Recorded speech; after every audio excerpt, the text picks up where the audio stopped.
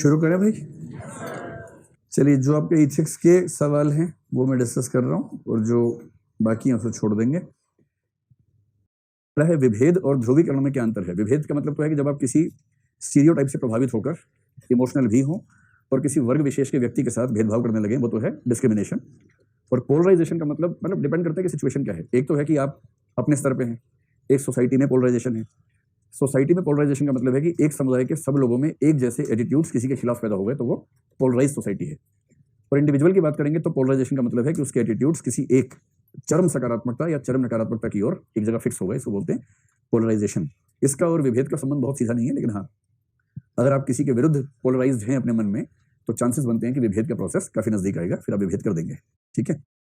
इसके बाद interest group, pressure group में अंतर कल बताया तो था भाई। हर ऐसा ग्रुप जिसके मेंबर्स के हित समान हैं वो इंटरेस्ट ग्रुप है। इंटरेस्ट ग्रुप्स में से वे ग्रुप्स जो अपने हितों के पक्ष में दबाव बना सकते हैं, संघर्ष करते हैं, एक सामूहिक चेतना से काम करते हैं, वो प्रेशर ग्रुप्स हैं। तो ये दोनों का अंतर है। संज्ञानात्मक प्रकार बता चुका हूं। अन्विति या स्कीमा का संदर्भ, स्कीमा का मतलब है खांचे, जिन खांचों की वजह से फैसला करना आसान हो जाता है।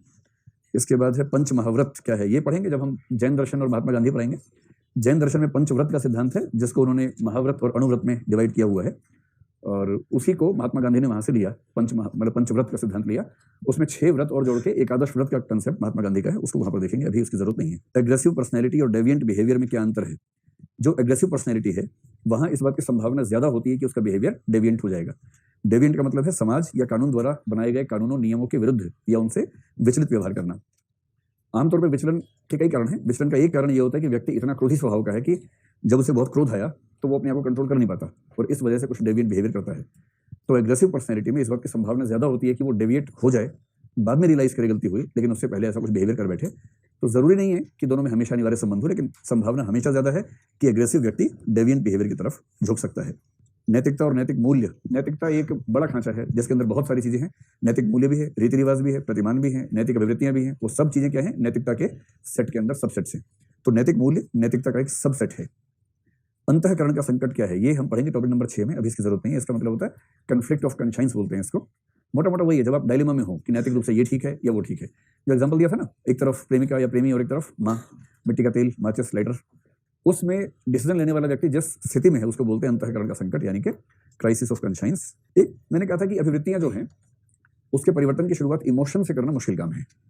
आमतौर पर वो होता है कॉग्निशन से, रेयरेस्ट केस में ऐसा हो सकता है कि वो बिहेवियर से हो। तो एक बच्चे ने सवाल पूछा है, क्या किसी के पिता की मृत्यु के पश्चात व्यक्ति के एटीट्यूड में होने वाला परिवर्तन, ये जो पैराडाइम शिफ्ट है, क्या उसे भावनात्मक अभिवृत्ति परिवर्तन से जुड़ा हुआ माना जा सकता है। थोड़ा गौर से सोच के बताएं, 2 वाक्यों में अंतर करें। किसी के पिता की मृत्यु हो गई, उसके पहले वो थोड़ा शरारती बच्चा है, चंचल बच्चा है, अचानक उसके पिता की मौत हो गई, उस पर जिम्मेदारियां बहुत सारी आ गई। उसमें जो मैच्योरिटी अचानक आई, उस मैच्योरिटी के आने की वजह इमोशनल सेटबैक है या इस बात का रियलाइजेशन है कि अब उसकी जिम्मेदारियां बढ़ गई हैं। और अगर रियलाइजेशन है तो ये मामला कॉग्निटिव है या इमोटिव है, कॉग्निटिव है। इसलिए 3-4 साल का बच्चा कितना भी इमोशनली दुखी हो जाए, उसमें वो कॉग्निशन नहीं आएगा, उसका व्यवहार चेंज नहीं होगा। लेकिन ऐसी उम्र का बच्चा जिसमें ये कॉग्निशन आ सकता है, ये रियलाइजेशन आ सकता है, उसका व्यवहार तुरंत बदलेगा। इसलिए ये कहना कि इमोशन से चेंज हो गया, ऐसा नहीं है।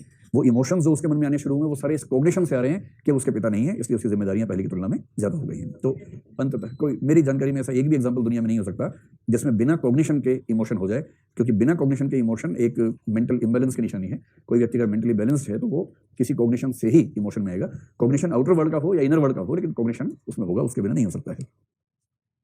कल जो वाक्य था प्रश्न में, विस्तृत दृष्टिकोण से प्रेरणा उन शक्तियों को निर्धारित करने की समस्या है जो कि समस्त जीव प्राणियों को कार्य के लिए बाध्य या उत्प्रेरित करती है। इस कथन का मतलब क्या है। प्रश्न है कि जो प्रेरणा है वो क्या है। प्रेरणा का सबसे व्यापक मतलब क्या है, उन सारी शक्तियों को एकत्र करने की समस्या जो किसी व्यक्ति को कोई कार्य करने के लिए बाध्य या प्रेरित कर दे। तो प्रेरणा और क्या होती है, मोटिवेशन ही होता है। मोटिवेशन की डेफिनेशन है। तो मोटिवेशन का मतलब उन शक्तियों को अपने पक्ष में लाने की क्षमता जिससे कोई व्यक्ति काम कर सके, किसी पक्ष में काम करने में सक्रिय हो सके। तो उसे सामान्य परिभाषा है, कोई खास बात उसमें नहीं है। जरूरी नहीं है कि अभिवृत्ति के तीनों पक्ष CAB अपने भीतर सुसंगत हों। प्रत्येक पक्ष के भीतर बहुविधता, मल्टीप्लेक्सिटी हो सकती है।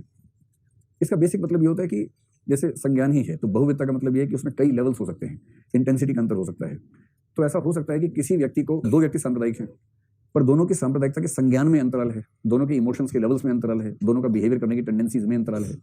और इसलिए अभिवृत्ति के तीनों पक्षों के अंतर्गत विभिन्न व्यक्तियों में जिनकी एक जैसी अभिवृत्ति है उनमें भी बहुविधता हो सकती है। बहुविधता का मतलब है कि इंटेंसिटी का या तीव्रता का वो सब अंतर हो सकते हैं। इसलिए बहुत जरूरी नहीं है कि सबके एटीट्यूड्स एक तरीके से ही काम करेंगे, यही कहना चाह रहे हैं। अब जो एक दो सवाल और बचे हैं वो ये है, एक तो बहुत सारे बच्चों ने पूछा हुआ, 3-4 ने, हैदराबाद में पुलिस द्वारा रेप के 4 आरोपियों का एनकाउंटर किया गया है, क्या वह नैतिक रूप से सही है और इसका समाज पर क्या प्रभाव पड़ सकता है? क्या इससे रेप की घटनाओं में कमी आएगी? क्या पुलिस के ऊपर भी कोई कार्यवाही की जाएगी? और दूसरा भी मामला यही है, what is your opinion regarding this? नैतिकता के अनुसार सीएस एस्पिरेंट को क्या राय रखनी चाहिए? भाई सीएस एस्पिरेंट यानी कि आप लोगों को राय यही रखनी चाहिए कि कोई भी एनकाउंटर जो ऐसी परिस्थितियों में नहीं किया गया जिन परिस्थितियों में वो उचित हो सकता था वो अनुचित है। सिंपल सी बात है। क्या होता है कि हम सबके अंदर एक मन होता है जो वासनाओं वाला मन होता है, जो विवेक की बात नहीं सुनना चाहता, जो भीड़, मॉब, वायलेंस इन सब में एंजॉय करता है, जो पोएटिक जस्टिस वाला मन होता है। पोएटिक जस्टिस का मतलब है कि हिसाब बराबर होना चाहिए। यदि किसी ने कुछ किया तो उसकी परिस्थितियों पर गौर किए बिना उसको उतना ही बुरी तरह से अगर आप, जैसे कोई कार चला रहा है, उसकी गलती नहीं है, गलती पैदल वाले की है, लेकिन पैदल को टक्कर लगी, वो नीचे गिर गया, चोट लग गई, और सड़क पर जो लोग थे कार वाले को निकाल के इतना पीटा कि उसकी मौत हो गई। ये होता है पोएटिक जस्टिस। जीवन भर में जो परेशानियां थी उन सारी परेशानियों को एक साथ यहां उन्होंने हिसाब बराबर कर लिया एक ऐसे व्यक्ति से जो इस केस में दोषी नहीं था। उस केस में दोषी है, हम ये मान के चलते हैं जनरली, लेकिन कानून का सिंपल सा नियम है कि कोई व्यक्ति अपराधी है या नहीं इसका फैसला अदालत करेगी, इसका फैसला पुलिस नहीं कर सकती है। इस सेंस में कोई भी एनकाउंटर अपने आप में जस्टिफिएबल नहीं है, और सिविल सर्वेंट तो ऐसा नहीं कह सकते हैं, करते वही अलग बात है, लेकिन सिविल सर्वेंट ऐसा कह नहीं सकते हैं। तो ये तो हुई वो बात जो आप इंटरव्यू में या सिविल सर्विस डिस्कशंस में कहेंगे और कहना चाहिए आपको। हो सकता है कि आपके मन का एक हिस्सा जो जंगली हिस्सा है, इड वाला हिस्सा है, उसके मन में आ रहा हो कि बहुत सही हुआ, बस मोदी जी 8-10 बार ऐसा देश में और हो जाए तो सब ठीक हो जाए। इसमें मोदी जी की भूमिका नहीं, मैं जानता हूँ, ये तो राज्य सरकार की भूमिका है। आज सुबह जैसे ही मुझे किसी ने बताया, मेरे फैमिली मेंबर ने बताया, इतना ही मतलब मैसेज किया कि 4 जो रेप एक्यूज थे उन 4 का एनकाउंटर हो गया। इतना सुनते ही मैंने अनुमान कर लिया कि ये मामला उत्तर प्रदेश का होगा। वो हैदराबाद बोलना भूल गया था। इससे आपको पता लगता है कि अलग अलग सरकारों की छवि किस तरह की है। तो एनकाउंटर्स थोड़ा अपील करते हैं, कबीलाई किस्म के लोगों को बहुत अच्छे फील भी होते हैं। एक पक्ष ये भी है कि कुछ एनकाउंटर्स समाज को सुरक्षा का आश्वासन देते भी हैं। उत्तर प्रदेश के कुछ एनकाउंटर्स के बारे में मैंने पढ़ा, रिपोर्ट्स पढ़ी हैं। एनकाउंटर तो गलत हुआ, सीधी सी बात है, एनकाउंटर तो सरकार जो करती है गलत ही करती है। लेकिन कुछ एनकाउंटर ऐसे व्यक्तियों के हुए जिन व्यक्तियों के होने मात्र से समाज में सुरक्षा का माहौल था, उनके मरने से समाज खुश हो गया। लेकिन ये जो ट्रेंड है, ये ट्रेंड अपने आप में राज्य को उतनी शक्तियां दे रहा है। अब बस ध्यान रखिए कि अगर पुलिस कमिश्नर 4 लोगों को एक साथ जान से मार सकता है तो पुलिस कमिश्नर किसी दिन हमें भी मार सकता है, और जिस दिन वो हमें मारेगा उस दिन भी वो मरने के बाद हमारे हाथ में पिस्तौल रख सकता है। पिस्तौल रखना कौन सी बड़ी बात है किसी के हाथ में, तो बहुत छोटी बात है। और ये बात बहुत भरोसे की नहीं है कि वो 4 लोगों को ले गए होंगे सुबह 3 से 6 बजे के बीच में और भागने लगे होंगे, पुलिस का हथियार छीन लिया होगा, पत्थर फेंके होंगे, गोली ये बहुत भरोसे वाली बात है नहीं। ये सब बातें इसलिए कहते हैं कि कंशाइंस का जो मामला है ना, सोशल कंशाइंस का मामला, क्योंकि पूरे समाज की कंशाइंस ऐसी हो गई थी, उसको मरम्मत करने के लिए पुलिस चीफ ने मेरे ख्याल से सीएम की मौन सहमति या वर्बल सहमति से, जो लिखित में कहीं नहीं मिलेगी, ये फैसला किया होगा। अब सीएम और पुलिस चीफ दोनों मिलकर बचाव करेंगे। केंद्र सरकार से भी आश्वासन मिला होगा कि चिंता मत करना, हम देख लेंगे ऐसे मामलों में, और अभी सुप्रीम कोर्ट भी ठीक चल रहा है, टेंशन मत लेना ज़्यादा, हम मैनेज कर लेंगे। मेरा ख्याल है कि इस लेवल पर ये सब बातें मैनेज होती हैं, और जो बुरा है वो तो बुरा ही है, सीधी सी बात है ना। वो कितना भी सुंदर लगे, अच्छा लगे, प्यारा लगे, जैसे कुछ लोग बोलते हैं पाकिस्तान से युद्ध होना चाहिए, कितना भी अच्छा लगे युद्ध, पर युद्ध बुरा है तो बुरा है। सो एनकाउंटर उन परिस्थितियों में नहीं हुआ जिनमें पुलिस के पास सेल्फ डिफेंस के लिए कोई चारा नहीं बच जाता है, ऐसा हर encounter academic point of view से, सिविल सर्विसेज के पॉइंट ऑफ व्यू से हम गलत ही मानेंगे, उससे समर्थन की संभावना बन ही नहीं सकती है। मतलब हो सकता है कि अगर हम वहाँ पुलिस चीफ होते शायद हमारा दिमाग वैसे काम कर रहा होता, अलग बात है, पर क्योंकि हम यहाँ हैं और हमारा दिमाग एकेडमिक तरीके से काम कर रहा है तो हमारा निष्कर्ष वही रहेगा जो इस मामले में होना चाहिए। और आप में से तो कुछ लोग ऐसे होंगे जिनके मन में आ रहा होगा सही किया, कितने लोगों को लग रहा है सही किया, एकदम सही निपटाया कम वक्त को, हाँ बहुत बढ़िया, सही बात। और कितने लोगों को लग रहा है कि नहीं ये ठीक नहीं हुआ। गनीमत है कि ये वाली संख्या एक आध ज़्यादा है, एक आध ही ज़्यादा है लेकिन ज़्यादा है, और सबसे बड़ी संख्या तो वही है। पुलिसीय हिंसा हिंसा न भवती है। बाकी लोग इस मूड में चल रहे हैं। चलिए समाप्त करें। एक आखिरी सवाल कल एक बच्चे ने पूछा, आप सोचना चाहें तो मुझे बताएं इसका मतलब क्या है। वो कह रहे हैं कि धर्म, दर्शन और आध्यात्मिकता, इनका वैसे तो दर्शन वाला हिस्सा पढ़ेंगे तब आएगा ही। अभी के लिए भाई यूं समझो, एक मोटी सी बात समझ लो कि ये है धर्म, ये है दर्शन, ठीक है, और आध्यात्मिकता मान लीजिए कि ये है आध्यात्मिकता। जिसका ये सवाल था वो इस तरह से देखिए इसको, धर्म और दर्शन 2 अलग अलग पक्ष हैं, इनका जो कॉमन हिस्सा है उस कॉमन हिस्से का एक सबसेट होना चाहिए स्पिरिचुअलिटी या आध्यात्मिकता। अब ये मत कहना कि इन सारी बातों को समझाओ, क्योंकि जब दर्शन पढ़ेंगे टॉपिक नंबर 5 तब ये बातें अपने आप सामने आएंगी, वहां इनको देखेंगे। स्पष्ट हुआ सब कुछ? चलिए अब शुरू करते हैं। हम लोग टॉपिक नंबर 1 और 2 पढ़ चुके हैं, और टॉपिक नंबर 2 सोशल साइकोलॉजी से था। अभी हम साइकोलॉजी में ही थोड़ा सा और भ्रमण करेंगे। और साइकोलॉजी में जो टॉपिक नंबर 4 है उसका नाम है इमोशनल इंटेलिजेंस। ठीक, भावनात्मक बुद्धिमत्ता या संवेगात्मक बुद्धि या भावनात्मक परिपक्वता, भावनात्मक समझदारी, भावनात्मक प्रज्ञता। भारत सरकार ने इतने अनुवाद किए हैं कि इंटेलिजेंट आदमी भी घबरा जाता है कि इसका सही अनुवाद क्या है। तो इसके लिए एक शब्द है इंटेलिजेंस के लिए बुद्धिमत्ता, जो सबसे प्रसिद्ध शब्द है। एक शब्द प्रज्ञता भी आ चुका है, परिपक्वता भी आ गया है, समझदारी भी आ गया है। तो इनमें से जो भी शब्द आपको अच्छा लगे, लेकिन हम इंटेलिजेंस शब्द का ही प्रयोग सामान्यतः करते हुए चलेंगे। ठीक है, देखो पाठ्यक्रम में तो इतना ही लिखा हुआ है, इमोशनल इंटेलिजेंस, और उसके बाद कुछ इसका प्रयोग क्या होता है, कंसेप्ट क्या होता है, इस तरह की बातें हैं। लेकिन दो वजहों से हम थोड़ा सा इसकी बैकग्राउंड से शुरुआत करेंगे। इंटेलिजेंस को ठीक से समझे बिना इमोशनल इंटेलिजेंस पे जाना मुश्किल काम है। एक तो इसलिए कि अगर ये इंटेलिजेंस है तो इंटेलिजेंस का ही एक विशेष रूप क्या कहलाता है, इमोशनल इंटेलिजेंस। ठीक है, एक तो ये रिलेशनशिप है। तो क्योंकि इमोशनल इंटेलिजेंस इंटेलिजेंस का ही एक विशेष पक्ष है, विशेष रूप है, इस पर डिबेट भी है।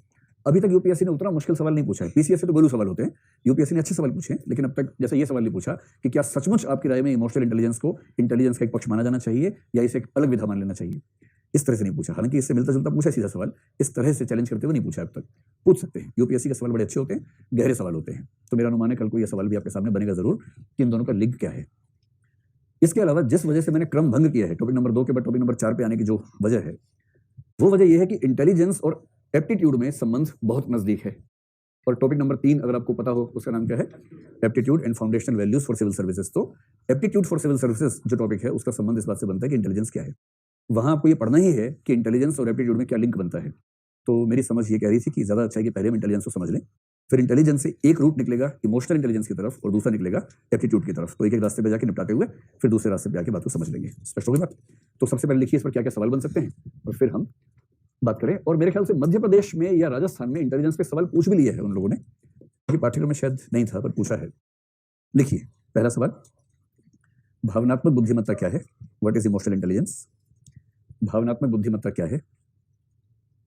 क्या इसे सचमुच बुद्धिमत्ता का ही एक पक्ष माना जा सकता है? क्या इसे सचमुच बुद्धिमत्ता का ही एक पक्ष माना जा सकता है?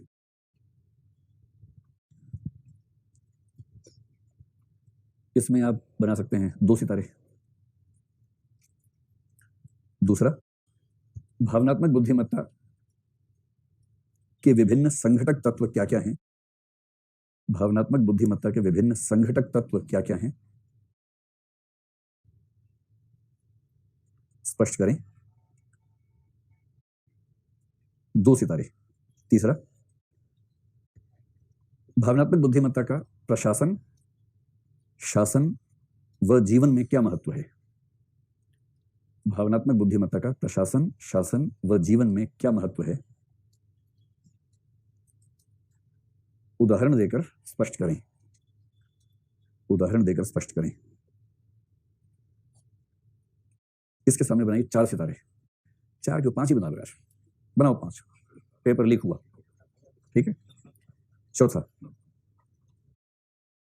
क्या यह संभव है कि किसी व्यक्ति में, क्या यह संभव है कि किसी व्यक्ति में भावनात्मक बुद्धिमत्ता का विकास किया जा सके? क्या यह संभव है कि किसी व्यक्ति में भावनात्मक बुद्धिमत्ता का विकास किया जा सके? Question mark. यदि हां, तो उसका उचित तरीका क्या हो सकता है? यदि हां, तो उसका उचित तरीका क्या हो सकता है?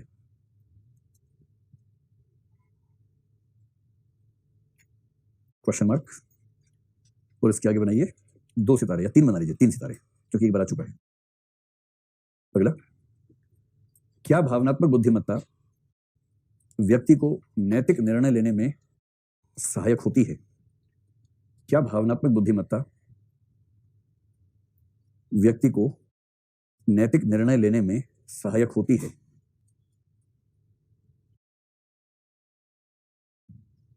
यदि हां, तो कैसे? यदि हां, तो कैसे? इसके सामने 2 सितारे। अगला, क्या आप अपने जीवन में, क्या आप अपने जीवन में पर्याप्त भावनात्मक बुद्धिमत्ता विकसित कर पाए हैं? बिना जाने इसका उत्तर क्या होना चाहिए, हाँ या ना? थोड़ी मतलब विनम्रता रहनी चाहिए जीवन में, इसका मतलब कोशिश चल रही है लेकिन थोड़ा बाकी है अभी। क्या आप अपने जीवन में पर्याप्त भावनात्मक बुद्धिमत्ता विकसित कर पाए हैं? Question mark. अपने जीवन के उदाहरण देकर स्पष्ट कीजिए। अपने जीवन के उदाहरण देकर स्पष्ट कीजिए।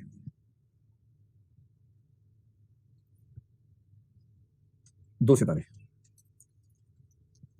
अगला प्रश्न है, किसी ऐसे नेता या प्रशासक का उल्लेख कीजिए, किसी ऐसे नेता या प्रशासक का उल्लेख कीजिए जिसकी भावनात्मक बुद्धिमत्ता ने आपको प्रभावित किया है, जिसकी भावनात्मक बुद्धिमत्ता ने आपको प्रभावित किया है।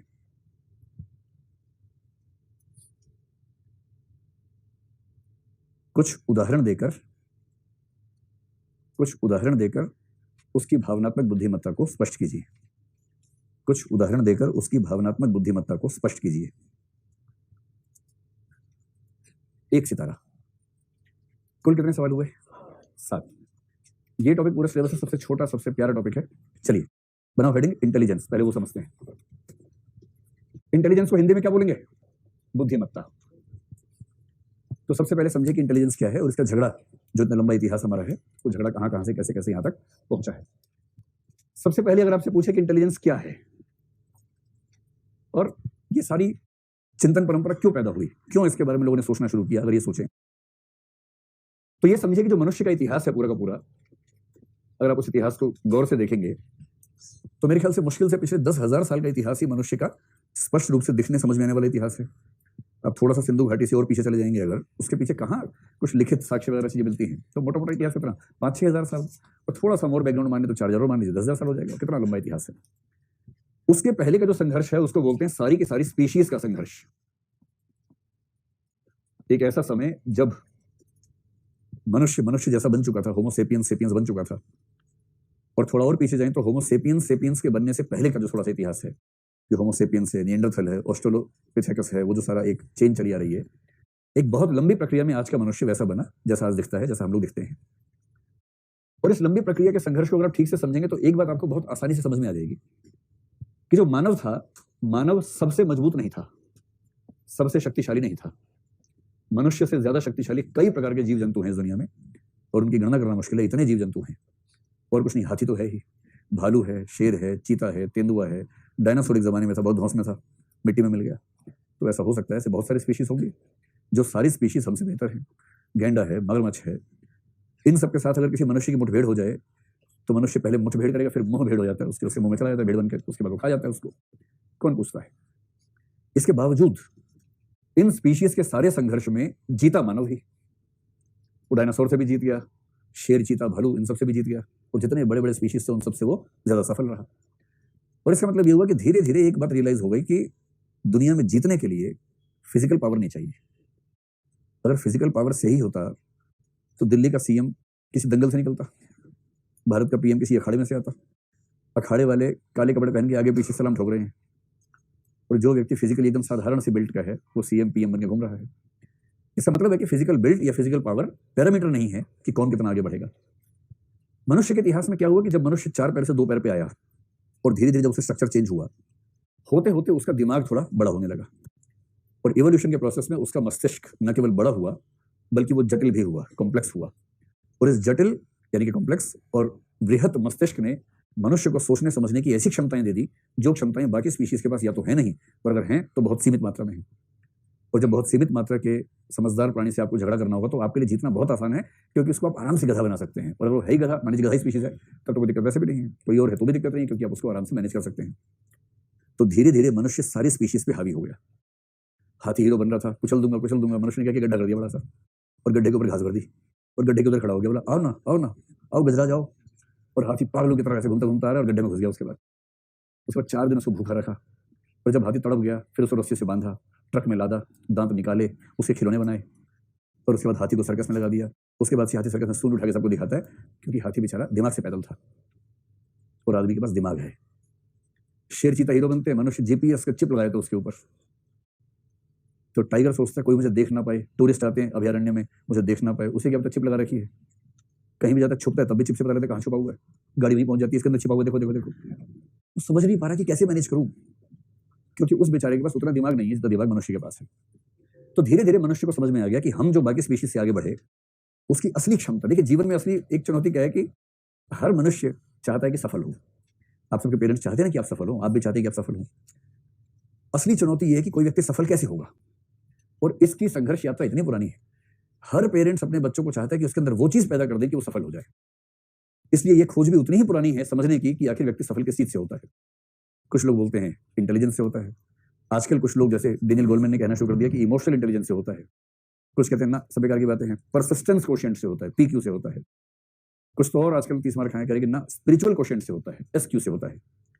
और सारा झगड़ा इस बात का है कि आखिर कौन सी वो चीज है जो चीज किसी व्यक्ति को बाकी व्यक्तियों से और मानव सभ्यता को बाकी स्पीशीज की तुलना में ज्यादा सफल बनाती है। ये है मूल झगड़ा, आप समझ पा रहे हैं। और इस झगड़े में धीरे धीरे रियलाइज हो गया कि मनुष्य के जीतने की वजह क्योंकि फिजिकल पावर नहीं है, तो मनुष्य के पास वो क्या चीज है जिससे वो सबसे आगे निकल जाता है। और इसी प्रश्न का एक वाक्य में उत्तर, एक शब्द में उत्तर क्या है, वही चीज है इंटेलिजेंस या बुद्धिमत्ता। इसलिए अरस्तु जैसे लोगों ने बहुत खुल के ये बात कही है। वो कहते हैं कि मनुष्य एक रैशनल एनिमल है, मनुष्य एक तार्किक प्राणी है, विवेकशील प्राणी है। मनुष्य कैसा प्राणी है, अलग अलग कहानियां हैं। सोशियोलॉजी के लोग बोलते हैं मनुष्य एक सामाजिक प्राणी है, सोशल एनिमल है। आपने बचपन में सुना होगा ना, man is a social animal. है तो एनिमल ही, लेकिन सोशल एनिमल है। ठीक है। फिलोसफी में अरस्तु जैसे लोग कहते हैं कि man is a rational animal. और इसलिए अलग अलग विषय के लोग अलग अलग व्याख्या करते हैं। सच बात यह है कि मैन न तो केवल सोशल है, न केवल रैशनल है, और न ही पूरी सृष्टि में केवल हम सोशल हैं, न ही केवल हम रैशनल हैं। एक समय के मूर्ख मानते थे कि मनुष्य के अलावा कोई सामाजिक नहीं है। बाद के समझदारों ने साबित किया कि मनुष्य जितना सामाजिक है, लगभग उसके आसपास की सामाजिकता मधुमक्खियों में भी है, चींटियों में भी है, और भी कई स्पीशीज में है। तो ये दावा खत्म हो गया कि मनुष्य अकेला सामाजिक प्राणी है, ये बात खत्म हो गई। तब एंथ्रोपोलॉजी के लोगों ने कहा कि सामाजिक तो बाकी स्पीशीज में है, लेकिन कल्चरल एनिमल केवल मनुष्य है, मनुष्य एक सांस्कृतिक प्राणी है। इस पर फिर भी लोगों ने कहा हाँ, ये बात फिर भी ठीक लग रही है, क्योंकि सामाजिकता बहुत बेसिक बात है जो कई स्पीशीज में होती है। सांस्कृतिक एलिमेंट थोड़ी सी जटिल बात है जो शायद केवल मनुष्य में है। अरस्तु ने कहा कि मनुष्य तार्किक प्राणी है, तार्किकता पशुओं में नहीं होती है। ये बात वेस्टर्न फिलोसफी में इतने लोग कह चुके हैं। इकोनॉमिक्स के लोग भी मानते हैं कि मनुष्य बेसिकली रैशनल एनिमल है, और अमाउंट ऑफ रैशनैलिटी से ही पता लगता है कि अमाउंट ऑफ ह्यूमैनिटी कितना ज्यादा है। जो मनुष्य जितना तार्किक है वो उतना ही ज्यादा मनुष्य है, बाकी मनुष्यों की तुलना में उतना ही बेहतर है। लेकिन ईमानदारी की बात है कि तार्किकता केवल मनुष्य के पास है, ऐसा नहीं। सबसे कम तार्किक मनुष्य और सबसे ज्यादा तार्किक बंदर, चिंपैंजी या कुत्ता, इसकी तुलना करेंगे तो आप पाएंगे कि सबसे ज्यादा तार्किक चिंपैंजी सबसे कम तार्किक मनुष्य से काफी आगे है। हल्का फुल्का आगे नहीं है, काफी आगे है। और ऐसी कुछ केसेस कुछ दिन पहले हुए हैं, रिसर्च हुई है कि कुछ एनिमल्स ने लगभग चौथी, पांचवी, छठी क्लास के बच्चे मैथ्स या रीजनिंग में जिस लेवल के सवाल सोल्व करते हैं, उस लेवल के सवाल सोल्व किए। मैथ्स के नहीं सोल्व किए, उस डिफिकल्टी लेवल की लॉजिकल प्रॉब्लम्स को सोल्व कर दिया। और तभी मानना पड़ा कि अगर इनके पास लैंग्वेज होती तो शायद मैथ्स भी उतना अच्छा पढ़ रहे होते। और एनिमल से बंदर हैं। तो एक मोटी मोटी बात कॉन्टिन्यू अप्रोच लेके चलनी है। मनुष्य तार्किक होता है, बाकी तार्किक नहीं होते, बकवास बात है। मनुष्य ज्यादा तार्किक होता है, बाकी प्राणी कम तार्किक होते हैं। मनुष्य ज्यादा सामाजिक होता है, बाकी प्राणी कम सामाजिक होते हैं। हम तो कॉन्टिन्यूम अप्रोच लेके चलेंगे। कॉन्टिन्यूम अप्रोच से गलतियां कम होती हैं, हम मिसलेड नहीं होते हैं, चीजें हमारे पास ठीक निष्कर्ष रूप में आती हैं। मोटी मोटी बात यह है कि मनुष्य की वो क्षमता जिसने मनुष्य को बाकी स्पीशीज से आगे किया, वो रैशनैलिटी है। और उस रैशनैलिटी को ही जब अध्ययन करना शुरू किया गया तो एक कंसेप्ट के रूप में फॉर्म किया गया, कंसेप्चुअलाइज किया गया। उस कंसेप्ट का नाम है इंटेलिजेंस। अब जो रूट्स हैं इन शब्दों के, इंटेलिगेयर एक शब्द है। इंटेलिगेयर का मतलब होता है चीजों को अलग अलग करने की क्षमता। आप चाहें तो एक शब्द नोट कर लें, इंटेलिजेंस शब्द का जो रूट है, इंटेलिगेयर एक शब्द है। मैं आपको उसकी रूट अगर आप जानना चाहें कौन सी भाषा से है, तो वो लैटिन वर्ब है। तो कहीं अगर मौका मिले तो इस शब्द का इस्तेमाल कर दीजिएगा। लैटिन वर्ब है, यानी क्रिया है लैटिन भाषा की, और इस वर्ब की स्पेलिंग है इंटेलिगेयर या जेयर, GERE। इंटेली के बाद GERE। और इंटेलिगेयर का मतलब होता है चीजों को अलग करने की क्षमता या पिक आउट करने की क्षमता। तो कुछ चीजों के बीच में से कुछ ढूंढने की क्षमता, अलग करने की क्षमता। जो व्यक्ति विभिन्न चीजों को अलग अलग कर सकता है, उसके पास ये क्षमता ज्यादा है। ये इसका रूट है, यानी शब्द का मूल है। लेकिन अब इस कंसेप्ट का मतलब सिर्फ इतना तो बचा नहीं है, अब तो कंसेप्ट काफी आगे बढ़ गया है। तो सबसे पहले समझते हैं इंटेलिजेंस का एकदम बेसिक मतलब क्या है। बेसिक मतलब यह है कि इंटेलिजेंस एक क्षमता है, एक एबिलिटी है या योग्यता है। और उस योग्यता से हम क्या क्या करते हैं, जब तक हम कॉम्प्लेक्सिटीज में ना जाएं, तब तक इंटेलिजेंस को डिफाइन करने के लिए कौन सी बेसिक बात मान सकते हैं। तो इंटेलिजेंस या बुद्धिमत्ता एक क्षमता या योग्यता है जिसके माध्यम से हम 3-4 तरह के काम कर लेते हैं। सबसे पहला काम क्या कर लेते हैं, टू अंडरस्टैंड, यानी समझना। तो कुछ भी समझने की जो क्षमता है वो इंटेलिजेंस का एक पक्ष है। अच्छा, समझने को या अंडरस्टैंड करने को थोड़ा सा और अच्छी भाषा में कहें और गहराई के साथ कहें, उसको बोलते हैं टू कॉम्प्रीहेंड। आप कॉम्प्रीहेंशन के सवाल करते हैं ना, कॉम्प्रीहेंशन क्या है, कॉम्प्रीहेंड करने की क्षमता। और कॉम्प्रीहेंड करने का मतलब होता है चीज को उसके सभी आयामों के साथ एग्जैक्टली समझने की क्षमता। तो बोधन की क्षमता, टू अंडरस्टैंड, टू कॉम्प्रीहेंड, इनको अब दो माने चाहे एक माने, एक ही बात है। इसलिए पहला है to understand and to comprehend. Understand एक सामान्य शब्द है, किसी बात को समझना, अंडरस्टैंड करना है। कॉम्प्रीहेंड करना अंडरस्टैंड करने का ही एक थोड़ा सा ज्यादा गहरा रूप है, जटिल रूप है। कॉम्प्रीहेंशन में क्या होता है, कोई वाक्य अपने आप मुश्किल थोड़ा होता है, सारे वाक्य सामान्य हैं, लेकिन उसमें ऐसा हो सकता है कि कोई एक वाक्य 3-4 वाक्यों से मिला के बना हो। ये हो सकता है कि 7वें वाक्य में जाकर पहले वाक्य की बात पूरी स्पष्ट हो पा रही हो, और इसलिए पूरी बात को सभी आयामों के साथ एग्जैक्ट सेंस में समझना, सटीक रूप में समझना, इस क्षमता को बोलते हैं कॉम्प्रीहेंड करना। बात को ठीक तरीके से अपने दिमाग में बैठा लेने की क्षमता, इसको बोलते हैं कॉम्प्रीहेंड करने की क्षमता। तो अंडरस्टैंडिंग का थोड़ा सा बेहतर रूप, थोड़ा सा गहरा रूप, इसको बोलेंगे कॉम्प्रीहेंड करने की क्षमता है। दूसरा काम जो इंटेलिजेंस के माध्यम से हम करते हैं वो है जो लॉजिकल ऑपरेशन है, तार्किक क्रियाएं। तो उसको रीजनिंग कह सकते हैं, लॉजिक कह सकते हैं, या ऐसा कोई भी शब्द। तो तार्किक क्रियाएं करने की योग्यता है, to indulge in logical operations. कोई भी ऐसा काम जिसको करने के लिए लॉजिक की जरूरत है। और लॉजिक ऑपरेशंस का बेसिक मतलब क्या हुआ, जैसे आपको कोई विषय पढ़ना है, मैथ्स पढ़ना है मान लीजिए, मैथ्स पढ़ने के लिए क्या चाहिए, लॉजिकल फैकल्टी चाहिए, क्योंकि मैथ्स क्या है, लॉजिकल सेंस को जब नंबर्स के रूप में ले आएंगे तो वो मैथ्स बन जाएगा। तो logic defined in numbers is arithmetic, logic defined in spaces is geometry. तो ज्योमेट्री क्या है, जब तर्कशास्त्र को स्पेस पे अप्लाई करते हैं तो ज्योमेट्री बन जाती है। इसलिए अगर आपके लॉजिकल ऑपरेशंस अच्छे हैं तो इसकी संभावना है कि आपका मैथ्स बेहतर होगा, गणित आपका अच्छा होगा। इस सेंस में कहते हैं लॉजिकल ऑपरेशन। या फिर जो रीजनिंग है, कोई भी ऐसा सवाल जिसका संबंध रीजनिंग से होगा, वो भी आप बेहतर करेंगे अगर आपने तार्किक क्रियाएं करने की क्षमता बेहतर है। तो ये दो बातें हो गई। तीसरे दो शब्द हैं जो शब्द थोड़े से कुछ नहीं लग सकते हैं आपको, हालांकि जिक्र हुआ था एक दिन। एक होता है कंसेप्चुअलाइज करने की क्षमता। कंसेप्ट समझते हैं ना क्या है, टू कंसेप्चुअलाइज। और टू कंसेप्चुअलाइज के लिए हिंदी में बोलेंगे अवधारणाएं समझने की क्षमता, अवधारणात्मक क्षमता। अवधारणा के लिए एक शब्द और क्या चलता है, संकल्पना। अवधारणात्मक क्षमता, टू कंसेप्चुअलाइज। अब कंसेप्चुअलाइज शब्द समझते समझते एक शब्द और अगर समझें, जो मैंने एक दिन कहा भी साहब से सुकरात का जिक्र करते हुए, उसको बोलते हैं एब्स्ट्रैक्शन की क्षमता। क्या ये शब्द आपने कभी सुना है, एब्स्ट्रैक्शन? एब्स्ट्रैक्शन को हिंदी में कहते हैं अमूर्तन की क्षमता। अमूर्तन या अमूर्तीकरण एक शब्द है। मोटे तौर पर इन सब शब्दों, इन सब क्षमताओं के समुच्चय का एक नाम है इंटेलिजेंस। एक क्षमता इसमें भी और है, अमूर्तीकरण। अब आपके मन में सवाल आ सकता है कि ये दोनों चीजें क्या हैं। एक बार बताया था, एक बार हल्का सा फिर बताता हूं, बात को समझ लीजिए। ठीक, जैसे मान लीजिए आपसे कोई कहे कि भाई परिभाषा दो, किसकी दो परिभाषा, डस्टर की दो। ठीक, डस्टर हमारे हाथ में है। ये जो डस्टर है, ये डस्टर दिख रहा है या सोचा जा रहा है इसके बारे में, है ना, दिख रहा है, यानी कि परसेप्टिबल है, दिखने वाली वस्तु है। ये डस्टर नहीं है, ये डस्टर का उदाहरण है। डस्टर ऐसा होता है क्योंकि अगर प्लास्टिक का होता, इसका फोम थोड़ा सा मोटा होता, तो भी आप कहते डस्टर है। इसका मतलब ही है कि अगर दो विभिन्न वस्तुओं को एक ही नाम से पुकार रहे हैं तो वो नाम व्यक्ति विशेष का नहीं है, व्यक्तिवाचक संज्ञा नहीं है, वो जातिवाचक संज्ञा है, वर्ग विशेष की संज्ञा है, क्योंकि दोनों पर एक ही नाम चल रहा है। तो आपने इसको भी डस्टर कहा, उसको भी डस्टर कहा, जबकि दोनों दिखने में अलग अलग है, दोनों का रंग अलग अलग है। कैसे कहा? क्योंकि आपने कंसेप्चुअलाइज कर लिया। कंसेप्चुअलाइज कैसे किया? आपके दिमाग में एक परिभाषा या धारणा बनी हुई है। धारणा क्या है? एक ऐसी वस्तु जिसको हाथ में पकड़ा जा सके, भौतिक हो, बहुत हल्की, बहुत भारी ना हो, जिसके ऊपर कुछ ऐसा कपड़ा या फोम लगा हो जिससे बोर्ड पर लिखी हुई स्याही जैसी चीजों को मिटाया जा सके, उसको डस्टर कहते हैं। और क्योंकि इस परिभाषा से वो दोनों वस्तुएं कोरस्पॉन्ड कर रही हैं, उस परिभाषा को दोनों रिप्रेजेंट कर रही हैं, इसलिए आप दोनों के बारे में कहेंगे ये भी डस्टर है, ये भी डस्टर है। और जब पहली बार कोई आपको समझाएगा कि डस्टर क्या होता है, वो आपको एग्जांपल देकर समझाएगा कि देखो ये डस्टर होता है और ये भी डस्टर होता है, तब आप क्या करेंगे? तब एब्स्ट्रैक्शन करेंगे। छोटे बच्चों को मूर्त समझ में आता है, जो सामने दिख रहा है वो, उस मूर्त में से जो गैर अनिवार्य है उसको हटा देना और केवल अनिवार्य पक्षों को जोड़कर मन में एक छवि बना देना, इसको बोलते हैं अवधारणा बनाना, यानी कि कंसेप्चुअलाइज करना। तो हम क्या समझेंगे कि डस्टर के लिए लकड़ी का होना आवश्यक नहीं है, डस्टर के लिए पीला होना आवश्यक नहीं है, डस्टर के लिए इतना भारी होना आवश्यक नहीं है, सेल का भी हो सकता है। जो आवश्यक है वो सिर्फ इतना है कि एक बेस होना चाहिए, उसके ऊपर एक ऐसा कपड़ा या कुछ हो जिससे सफाई हो सके। जिसमें भी ऐसा है वो डस्टर है, बात खत्म हो गई। जो डस्टर की परिभाषा है, केवल उस परिभाषा से बना हुआ डस्टर दुनिया में एक भी नहीं है, क्योंकि परिभाषा में पीला रंग नहीं है, लकड़ी नहीं है, प्लास्टिक भी नहीं है। और दुनिया में ऐसा कोई डस्टर हो नहीं सकता जो न लकड़ी का हो, न प्लास्टिक का हो, न किसी और धातु का हो। किसी धातु का होगा, और जिस धातु का होगा उस धातु का नाम डस्टर की परिभाषा में नहीं आएगा, क्योंकि वो अनिवार्य है, गैर अनिवार्य बात है, गैर अनिवार्य बात है। इसका मतलब अवधारणा एक अमूर्त वस्तु है, और अमूर्त का सिंपल मतलब है जिसके बारे में सोच सकते हैं, जिसे देख नहीं सकते। आप डस्टर या डस्टरनेस को सोच सकते हैं, देख नहीं सकते। जब देखेंगे तो वो उस डस्टर के कंसेप्ट के उदाहरण होंगे, एग्जाम्पल्स होंगे, न कि वो डस्टर की परिभाषा वाली बात होगी। बात समझ में आ रही है? अभी जो आप थोड़ी देर से कर रहे थे, इसी को बोलते हैं अमूर्तीकरण, एब्स्ट्रैक्शन। और एब्स्ट्रैक्शन की मदद से जो चीज बनती है उसको बोलते हैं कंसेप्ट।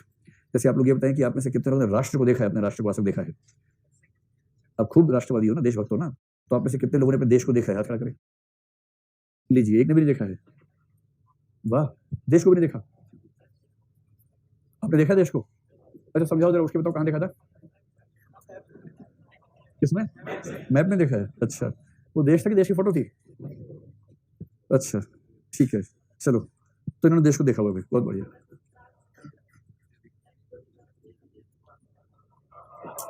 कह रहे ये जो सब दिख रहा है यही तो देश है। इसीलिए एक दार्शनिक था एजे एयर, जब उसको किसी व्यक्ति ने ऐसा तर्क दिया, उसने कहा कि मैं दर्शन की चर्चा करते हुए कवियों से बात करना पसंद नहीं करता हूं। दर्शन की चर्चा में कवियों की आवश्यकता नहीं है, क्योंकि कवि ये समझ भी नहीं पाते कि वो क्या बोल रहे हैं।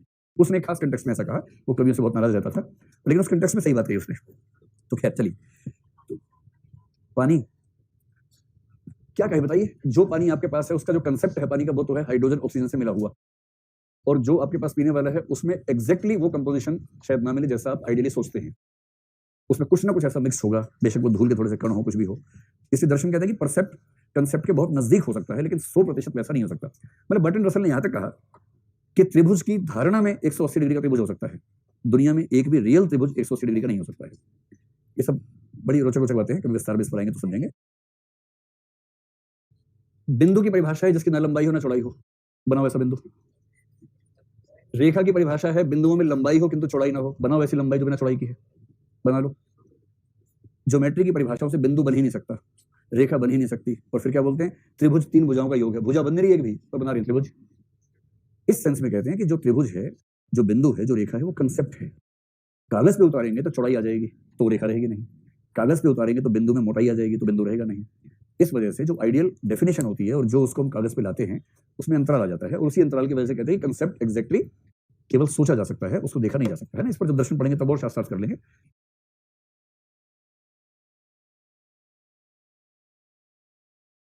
बहुत बढ़िया। तो इंटेलिजेंस वह क्षमता है, 3 बातें बता चुका हूं, जल्दी से बोलो कौन कौन सी बातें। पहली बात क्या है? To understand and comprehend. दूसरा बताओ? Logical operations. तीसरा क्या है? टू कंसेप्चुअलाइज और टू गो फॉर एब्स्ट्रक्शन। चौथी चौथी और अंतिम जो सिंपल सी बात जो मैंने पहली क्लास में बताई थी, जिस बच्चे की ताल तल नहीं रही थी, फिर उसने बैटरी ढूंढ के ताल तलाई थी अपनी, याद आ गया? उसको बोलते हैं प्रॉब्लम सॉल्विंग या सिचुएशन हैंडलिंग, और इसका मतलब है to handle the situation, handle the situation with given resources. उपलब्ध संसाधनों की मदद से किसी समस्या का समाधान करना, इसको बोलते हैं चौथी बात। इसको हिंदी में आप समस्या का समाधान कह लीजिए, मतलब प्रॉब्लम सॉल्विंग अप्रोच कह लीजिए, सिचुएशन हैंडलिंग कह लीजिए, तो परिस्थितियों को सुलझाना, ये चौथी बात है। और देखिए बाकी सब बेकार की बातें हैं। आपने 12वीं क्लास में कितने नंबर हासिल किए, 4 दिन के बाद कोई नहीं पूछता जिंदगी भर आपसे। और अगर 12वीं के नंबरों से फैसले होते तो नरेंद्र मोदी चाय बेच बेच के पीएम बन जाते, सीधी सी बात है। सब बेकार की बातें हैं। आप स्कूल में पढ़ने में कितने अच्छे थे, मतलब अच्छे थे तो अच्छी बात तो है ही, लेकिन इससे कोई गारंटी नहीं है कि कुछ तोप चला देंगे दुनिया में। और यदि आप स्कूल में खराब थे पढ़ने में, तो इससे कोई पक्का नहीं है कि तोप नहीं चला पाएंगे, क्योंकि अंततः दुनिया जिस चीज से चलती है वो बेसिक क्षमताएं हैं, और उन बेसिक क्षमताओं में से सबसे महत्वपूर्ण में से एक का नाम है इंटेलिजेंस। जिसके पास ये सब है, वो चाहे खूब पढ़ा हो चाहे ना पढ़ा हो, जिस दिन ठान लेगा कुछ करने के लिए, उसकी क्षमताएं उससे वो करवा लेंगे, और उसके बाद वो साबित करके दिखा देगा कि उसके अंदर कितना दम है। तो ये है इंटेलिजेंस का सबसे सामान्य मतलब, जिसको हम बेसिकली लेकर चलेंगे, और फिर समझेंगे कैसे कैसे इसका विकास हुआ, धारणा का कहां कहां दिक्कत हुई। दूसरी बात है कि इंटेलिजेंस का स्कोप क्या है। स्कोप का मतलब कहां कहां ये चीज दिखाई पड़ती है। इंटेलिजेंस का अध्ययन करते हुए हम किस किस लेवल तक जा सकते हैं। और इसमें एक तो बेसिक सी बात है जिसको बोलते हैं ह्यूमन इंटेलिजेंस, वो तो कहने की बात ही नहीं है। ह्यूमन बींग्स तो इंटेलिजेंट होते ही हैं प्रायः, ठीक। ये तो एक पक्ष है जो भी विस्तार में देखना है। मैं आपसे कुछ और सवाल पूछना चाह रहा हूं कि आपको लगता है कि एनिमल्स भी इंटेलिजेंट हो सकते हैं? पक्का लगता है? तीसरा जगत है प्लांट्स का जगत, और चौथा जगत हो सकता है मशीन्स का जगत, क्योंकि आजकल इंटेलिजेंस की बात जब आती है तो मशीनों का जिक्र बीच में आ ही जाता है। तो इंटेलिजेंट ह्यूमन बींग्स तो सामान्य बात है, आपको हर तरफ ऐसे लोग दिखते होंगे जो इंटेलिजेंट हैं, ह्यूमन बींग्स हैं, सामान्य बात है। एनिमल्स भी इंटेलिजेंट हो सकते हैं। शुरू में कुछ लोग मानते थे कि ऐसा नहीं होता है, लेकिन अब जो रिसर्च है वो मानती है कि कुछ एनिमल्स जो हायर एनिमल्स हैं, जो विकास के क्रम में मनुष्य से बहुत दूर नहीं है, उनमें इंटेलिजेंस भी मनुष्य से बहुत कम नहीं, थोड़ा अंतर तो है। तो मोटा मोटा आपको बताना हो 4-5 एनिमल्स के नाम, किस किस के नाम बताना चाहेंगे जो इंटेलिजेंट है ठीक ठाक? एक तो चिंपैंजी है, एक बंदर में एप्स जो होते हैं ना, उनको ज्यादा अच्छा माना जाता है। एप्स को, एप को हिंदी में क्या बोलेंगे? लंगूर बोलेंगे, ठीक है लंगूर बोलो। तो चिंपैंजी, एप्स। एक मछलियों की दुनिया में हो गई डॉल्फिन। डॉल्फिन्स हो गई, और डॉग, हाँ डॉग्स भी काफी इंटेलिजेंट होते हैं। डॉग्स के बाद चूहा, यस, चूहे के बारे में खूब अध्ययन हुए हैं। अपनी अपने हिसाब से आप लोग जिनको करना चाहें कर लें, कोई दिक्कत नहीं है। रेट्स तो हैं, माना जाता है, जिन पर रिसर्च हुई मैं उनकी बात कर रहा हूँ। इन सब पे खूब रिसर्च हुई है। और एक है तोता, पैरट। पैरट, अरे थोड़ी बहुत तो सब में है ही भाई, जिन पे रिसर्च हुई मैं उनकी बात कर रहा हूँ। थोड़ी बहुत तो आप चींटी को देखिए ना, बिहेवियर। चींटी आपके नोटबुक पे घूम रही है, उसे पता नहीं कि नोटबुक है आपकी। आपने जैसी नोटबुक को हिलाया, उसे लगा प्लेट टेक्टोनिक्स हो गया। उसके लिए तो वही हुआ ना, आपकी एक कॉपी से दूसरी कॉपी टकराई और वो कॉपी हिली जिसके ऊपर वो बैठी थी, तो उसके लिए क्या हुआ? वो प्लेट टेक्टोनिक्स हुआ, भूकंप आया।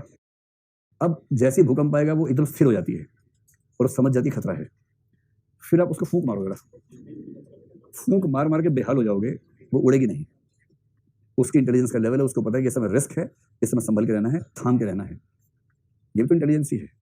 और बीच से रास्ते निकाल लेती है। मच्छरों को देखिए, आप ताली बजा बजा के मर जाते हैं, कहाँ से निकल जाते हैं, क्योंकि उनको आइडिया हो जाता है कि कहाँ से कैसे जान बचानी है। इसका मतलब इंटेलिजेंस किसी न किसी मात्रा में तो है ना उनके पास ही भाई। लेकिन जिन कुछ 5-6 प्राणियों पर, एक कौवा भी इसमें आता है, कौवा, उस पर भी खूब स्टडी हुई है। रेवन बोलते हैं, RAVEN। मतलब कौवों का एक वर्ग माना जाता है जिन पर स्टडीज हुई और इनको भी माना गया कि इनका भी इंटेलिजेंस का लेवल ठीक ठाक है। अगर आपको एक किताब का नाम केवल लिखना हो, निबंध में अगर आप उसे कोट करना चाहें, उस किताब का नाम है द इंटेलिजेंस ऑफ डॉग्स। एक किताब ही है इस पर, लिखिए the intelligence of dogs. Stanley Coren नाम के लेखक हैं, खूब विस्तार में इसके बारे में लिखा है, खूब रिसर्च की, एक्सपीरियंसेस हैं। तो एक्सपेरिमेंट्स पूरे लिखे हैं उसमें, क्या एक्सपेरिमेंट किया, क्या फाइंडिंग्स हैं। Stanley Coren, STANLEY, Stanley COREN, Stanley Coren. पुस्तक का नाम है द इंटेलिजेंस ऑफ डॉग्स। कुत्तों की बुद्धिमत्ता, हिंदी में अनुवाद करना हो, या श्वानों की बुद्धिमत्ता ऐसा कर सकते हैं, या कुकर बुद्धिमत्ता कह सकते हैं इसको, जिससे थोड़ा सा कुकर ठीक बात है। चलिए, लोमड़ी भी होती है, सही बात है।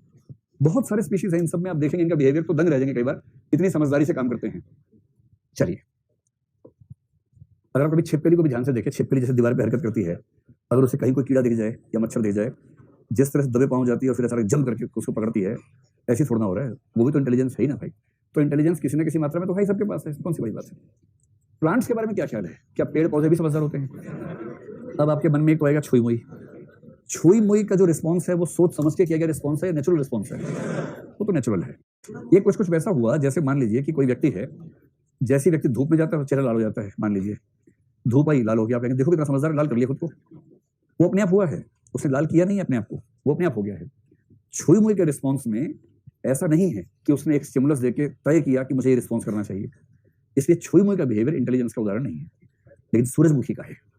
और ऐसा कहा जाता है कि सूरजमुखी जैसे कुछ ऐसे प्लांट्स हैं जिनको लेकर ये धारणा बन चुकी है कि सूरजमुखी क्या करता है, वो पहले सेंस करता है कि सूरज किस तरफ है, और ये सेंस करके कि सूरज उधर है और मेरे अस्तित्व के लिए ज्यादा अच्छा है कि मैं उस तरफ घूम जाऊं, खुद को रोटेट कर लेता है। तो सिचुएशन को सेंस करके उसके हिसाब से सिचुएशन को हैंडल करना अगर बुद्धिमत्ता ये है, तो बुद्धिमत्ता का बहुत बेसिक फॉर्म प्लांट्स की दुनिया में भी दिखता है। और इसलिए ये जो लेटेस्ट एक्सपीरियंसेस हैं, एक्सपेरिमेंट्स हैं, वो बता रही है कि प्लांट्स में भी बुद्धिमत्ता का स्कोप है। इस पर रिसर्च और चल रहा है, कुछ समय के बाद कुछ शॉर्ट ठोस तथ्य हमारे हाथ में होंगे, लेकिन अभी सूरजमुखी को लेकर ये सहमति है और रिसर्च इस पर चल रही है। और एक रिसर्च जो भारत में ही हुआ करीब 15 साल पहले, ऐसे रिसर्च दुनिया भर में हो रहे हैं। अब उसको आप इंटेलिजेंस मानेंगे या उसको इमोशनल रिस्पॉन्स मानेंगे, एक अंतर है। लेकिन रिसर्च क्या है मैं आपको बताया था, मुंबई में हुआ रिसर्च। एक व्यक्ति ने 2 पेड़ लगाए, एक ही बगीचे में लगाए, एक ही स्थान पर लगाए, एक ही बीज, एक ही खाद, एक जैसा पानी, एक जैसी धूप, एक जैसी हवा, सब कुछ एक जैसा दिया। अंतर सिर्फ ये किया कि एक पौधे के पास जाके उसे रोज थपथपाया, उससे रोज बातें की, और एक से बातें नहीं की। एक पौधे के पास जाके रोज, और भी क्या हाल है, आज सब ठीक रहा, धूप तेज तो नहीं थी, ज्यादा परेशान तो नहीं हुए, सहलाते हुए उसको हाल चाल पूछा उसका, इतना ही करता रहा। और ये उसने साबित किया कि जिस पौधे से रोज बात की गई उस पौधे के डेवलपमेंट की प्रोसेस दूसरे पौधे से बेहतर थी। आजकल ऐसे रिसर्च को खूब लोग कोट करते हैं, लेकिन इससे पौधा इंटेलिजेंट है ये साबित हुआ या पौधा इमोशनल बिहेवियर को रिस्पॉन्ड करता है ये साबित हुआ? अभी हम जल्दबाजी इसमें नहीं कर सकते, इंटेलिजेंस का अध्ययन इसको नहीं मानते। लेकिन हाँ, ऐसी स्टडीज हैं जो बता रही हैं कि पौधे भी ह्यूमन इंटरेक्शन को रिस्पॉन्स करते हैं, उसे रिस्पॉन्स करते हैं और बेहतर रिस्पॉन्स करते हैं। ये सब ये भी अध्ययन के दौर में चल रहा है। अंतिम बात है मशीन्स, और मशीन्स में जो इंटेलिजेंस का लेवल है उसको आजकल हम क्या बोलते हैं? Artificial intelligence. आर्टिफिशियल इंटेलिजेंस में अभी इंटेलिजेंस का लॉजिकल एस्पेक्ट तो आ गया है। इंटेलिजेंस के बहुत सारे पक्ष अभी हम पढ़ेंगे, 7-8 प्रकार की इंटेलिजेंस मानी गई है, सारे उसमें नहीं आ पाए हैं। लेकिन हाँ, आर्टिफिशियल इंटेलिजेंस में भी कुछ ऐसे संकेत आ गए हैं। देखिए, इंटेलिजेंस तो बहुत बेसिक लेवल पर जब कैलकुलेटर पहली बार बना था तो आप कह सकते हैं कि वो मशीन भी इंटेलिजेंट तो थी ही, क्योंकि आपने उससे मुश्किल सवाल पूछा, उसने खड़क से जवाब दे दिया। तो वो मशीन कम से कम लॉजिकल मैथमेटिकल प्रोसेस हमसे तेज गति से, हमसे ज्यादा एक्यूरेसी से कर रही थी। और इस सेंस में कैलकुलेटर भी हमारे ह्यूमन माइंड की तुलना में ज्यादा अच्छे ऑपरेशंस कर लेता था, ये बात तो थी ही। अब जो लेवल है वो आर्टिफिशियल इंटेलिजेंस का है, उसमें क्या है, स्वचालित इंटेलिजेंस, जिसमें हमें हर जगह कमांड देने की जरूरत नहीं है कि ऐसा करके बताओ, ये करके बताओ।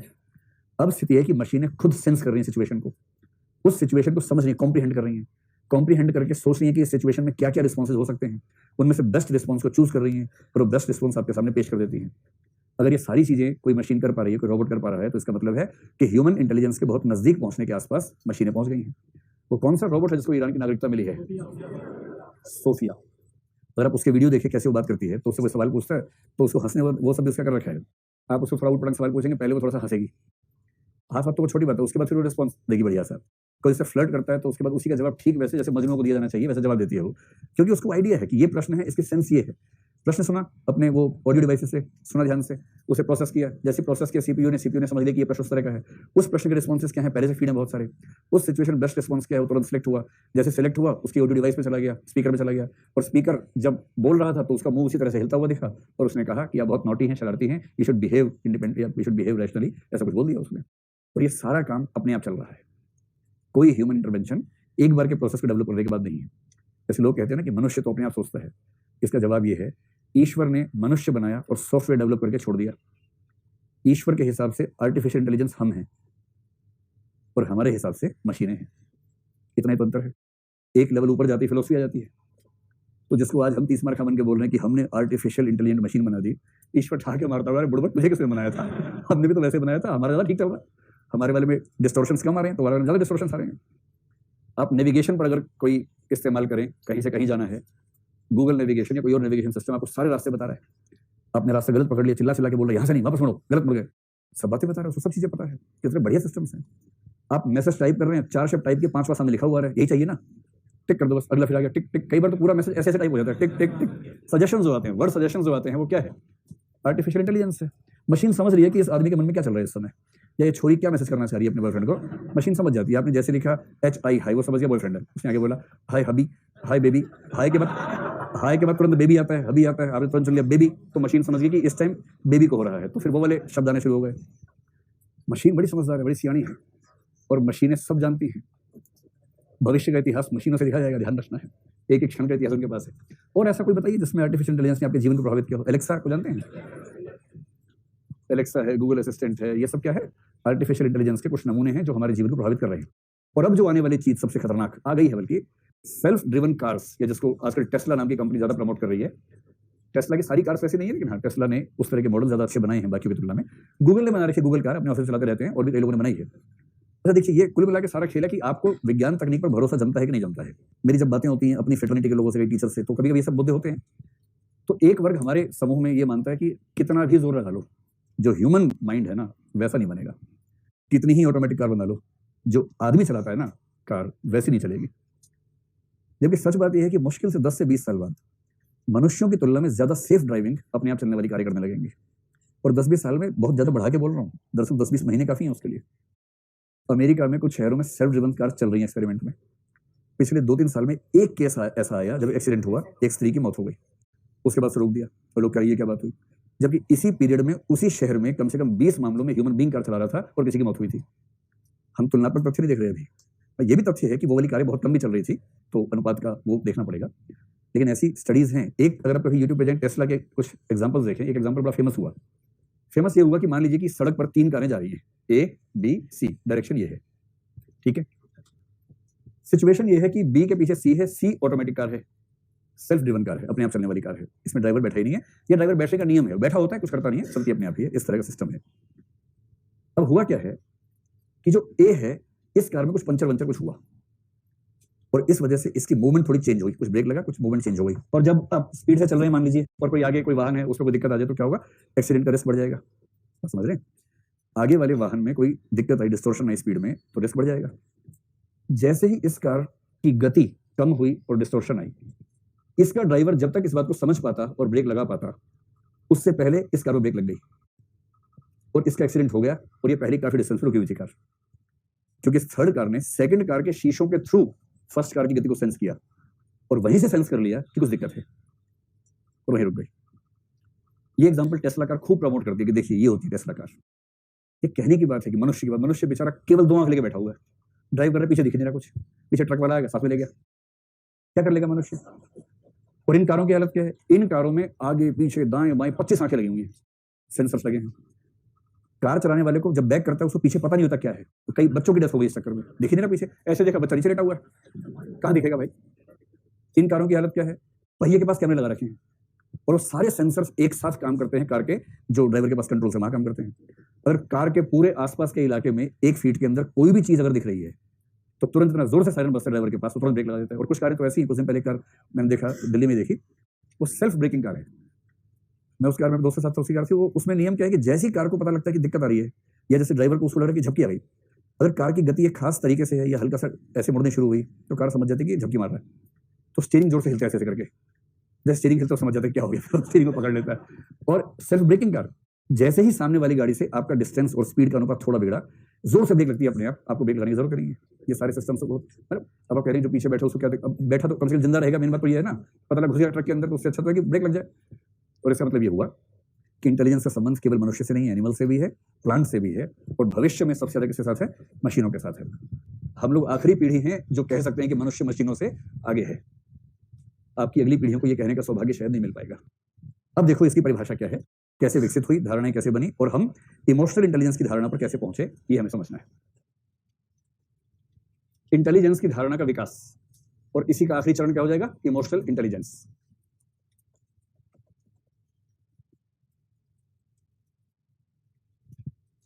और एक फार्मूला है आईक्यू, अगर आप समझना चाहेंगे तो समझा दूंगा।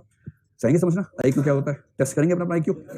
ठीक है, टेस्ट करवाएंगे आप लोगों को आईक्यू। ठीक है, गूगल पे जाइए, आईक्यू टेस्ट मिल जाएंगे, टेस्ट कर लीजिए, उसमें क्या दिक्कत है? ऐसा तो बड़ा आसान है, इसमें दिक्कत है क्या?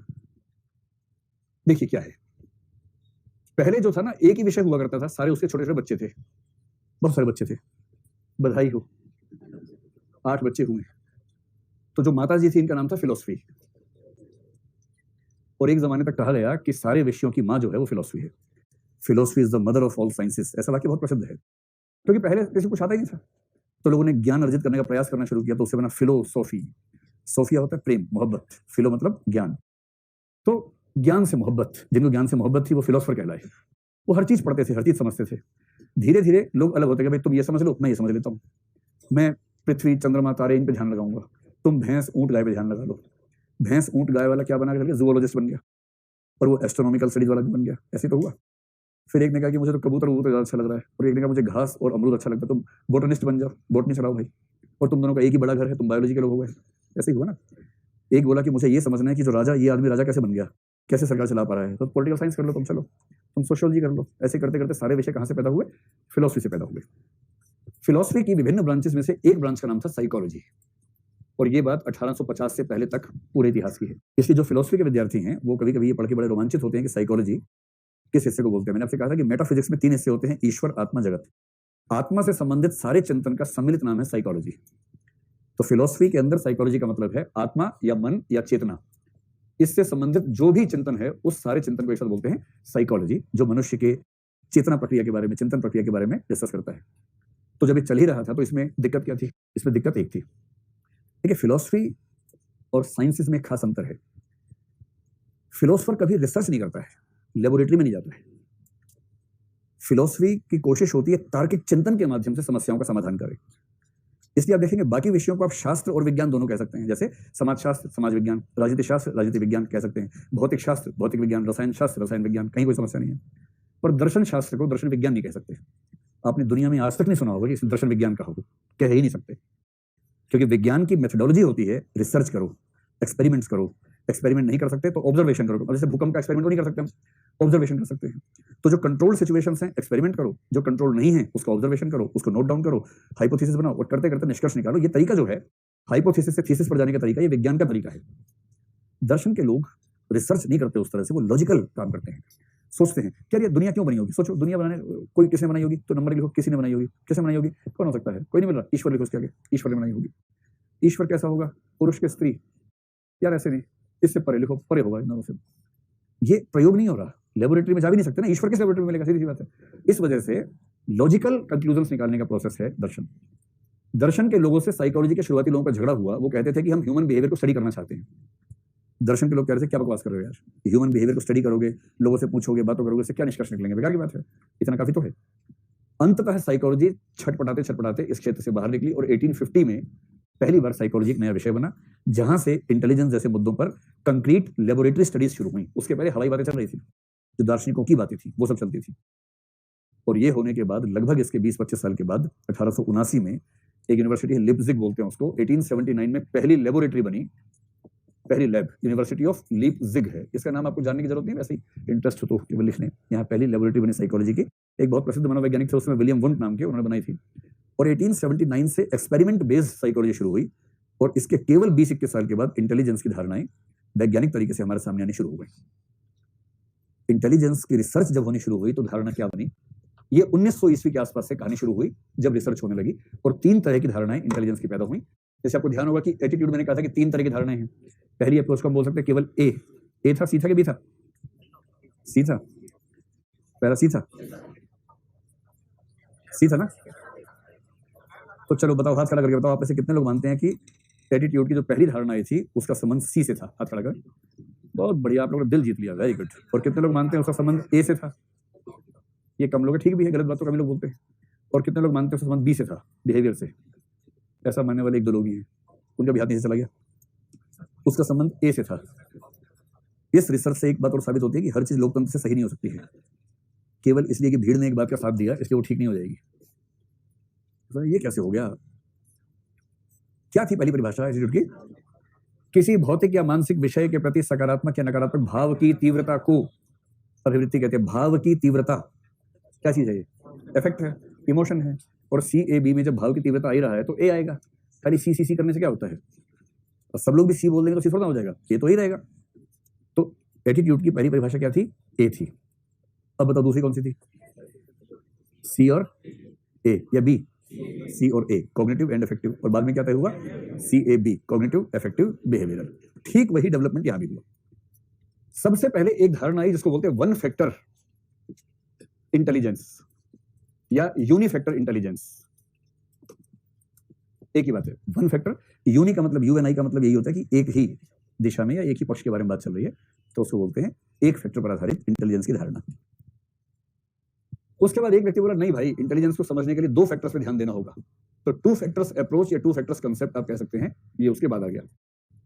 और बाद में बोला अरे 1-2 से नहीं होगा भाई, बहुत सारी बातें हैं, उसको बोलते हैं मल्टीपल फैक्टर अप्रोच। इसको समझने के बाद आप बताइएगा कि आपकी राय में इनमें से कौन सी अप्रोच ज्यादा ठीक है। 3 अप्रोचेस हैं जो अब तक हम समझ रहे हैं इंटेलिजेंस का मतलब, वो बेसिकली पहली वाली धारणा है जो बहुत बेसिक धारणा है।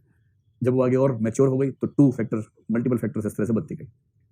वन फैक्टर इंटरप्रिटेशन या इंटेलिजेंस जिस व्यक्ति ने सबसे पहले ठीक तरीके से प्रेजेंट किया उसका नाम है एल्फ्रेड बिने। BINET है। अब इसको बिनेट कहेंगे कि बिने कहेंगे पता नहीं, क्योंकि टी कई बार साइलेंट हो जाता है, तो मैंने हिंदी में एल्फ्रेड बिने ही पढ़ा है कहीं कहीं। ALFRED, एल्फ्रेड BINET, बिनेट या बिने। ये व्यक्ति वो भी है जिसने IQ की धारणा के विकास में बड़ी भूमिका निभाई। हालांकि IQ की धारणा अंततः किसी और के नाम के साथ जुड़ गई, पर IQ की धारणा के 2 इंटरनल कंसेप्ट जो थे, जिसको मेंटल एज और क्रोनोलॉजिकल एज कहते हैं, वो इस व्यक्ति ने ही डेवलप किए थे। ये बात मोटे तौर पर 1900 से 1910 के बीच की बात है। उस दौर में ये व्यक्ति काफी एक्टिव था। और इससे किसी ने पूछा भाई बताओ इंटेलिजेंस क्या है, तो उसने वही बोल दिया जो हमने पहले समझा था। इसने क्या वाक्य लिखा, आप एक वाक्य लिख लीजिए। एल्फ्रेड बिने की धारणा क्या है? उसने कहा कि बुद्धिमत्ता वह योग्यता है, एबिलिटी, बुद्धिमत्ता वह योग्यता है जिसकी मदद से हम ठीक से समझते हैं, तर्क करते हैं तथा निर्णय करते हैं। जिसकी मदद से हम ठीक से समझते हैं, तर्क करते हैं व निर्णय करते हैं। ये बहुत ही बेसिक सी धारणा है और इतना समझ में आ गया था कि थोड़ा सा जो समझदारी की बात करेगा वो इंटेलिजेंट होगा। अभी जो समझ में नहीं आ रहा था, और यहीं से एप्टीट्यूड का टॉपिक यहां से लिंक होना शुरू हो जाएगा। अभी तक ऐसा लग रहा है कि एक क्षमता है और वो क्षमता किसी के पास है तो वो हर क्षेत्र में 30 बार खा हो जाएगा। अब आप मुझे 2 प्रश्नों के जवाब दीजिए। एक व्यक्ति आपके स्कूल में, अच्छा पहले ये बताइए कि आपके स्कूल में जो बच्चे मैथ में सबसे अच्छे थे, क्या वो जीवन में सबसे आगे हैं? सबसे आगे नहीं ही हैं, हो भी सकते हैं, हो भी सकते हैं, नहीं भी हो सकते हैं। और आपकी क्लास में जो बच्चे मैथ में सबसे फिसड्डी थे, वो क्या अनिवार्यता है जीवन में सबसे पीछे हैं, या आगे भी हो सकते हैं? आगे भी हो सकते हैं। इसलिए कुछ फर्क नहीं पड़ता है, बहुत लोड नहीं लेना है। और इसी फिनोमेना को समझने के लिए हमें आगे बढ़ना पड़ता है, क्योंकि अगर इंटेलिजेंस से ही होता। नरेंद्र मोदी के बारे में क्या राय है, इंटेलिजेंट है या नहीं? आपकी राय में क्या है? खोल के बताओ। है, ठीक है। इंटेलिजेंस के बिना तो कोई व्यक्ति वहां पहुंच नहीं सकता, सीधी सी बात है। सुपर सुपर सुपर इंटेलिजेंट आदमी है वो। लेकिन अगर उनको सीसेट के एग्जाम में बिठाया जाए आपके साथ, आपका अनुमान क्या है, क्वालिफाई कर लेंगे? नहीं करेंगे, या कम संभावना है लेकिन कर भी सकते हैं। संभावना थोड़ी कम है लेकिन हाँ कर भी सकते हैं, ऐसा नहीं कि नहीं करेंगे, कर सकते हैं।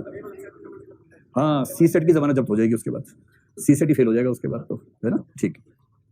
इसका मतलब बड़ा स्पष्ट सा हुआ कि साइकोलॉजी की दुनिया ये नहीं समझ पा रही कि अगर आपने समझ लिया कि व्यक्ति इंटेलिजेंट है, और मैं आगे बताऊंगा, लेकिन इन व्यक्तियों ने घुमा फिरा के आईक्यू का कंसेप्ट डेवलप कर लिया, ठीक है, आईक्यू समझेंगे विस्तार में। पर एक प्रश्न का जवाब नहीं मिल रहा था कि जिनका आईक्यू ऊंचा है वो भी कुछ क्षेत्रों में फेल हो जाते हैं, और जिनका आईक्यू नीचा है वो भी कुछ क्षेत्रों में सफल हो जाते हैं। इसकी व्याख्या कैसे करें? आपने तो कोशिश किया थी कि एक चीज मिल जाए जिससे हर चीज की व्याख्या हो जाए। आईक्यू ऊंचा, जो काम किया अच्छा किया। अब जो मैथ्स में अच्छा है, म्यूजिक में उसका हाथ तंग है। जो म्यूजिक में खराब है, उसका भाषा में हाथ अच्छा है। कैसे इसकी व्याख्या करें?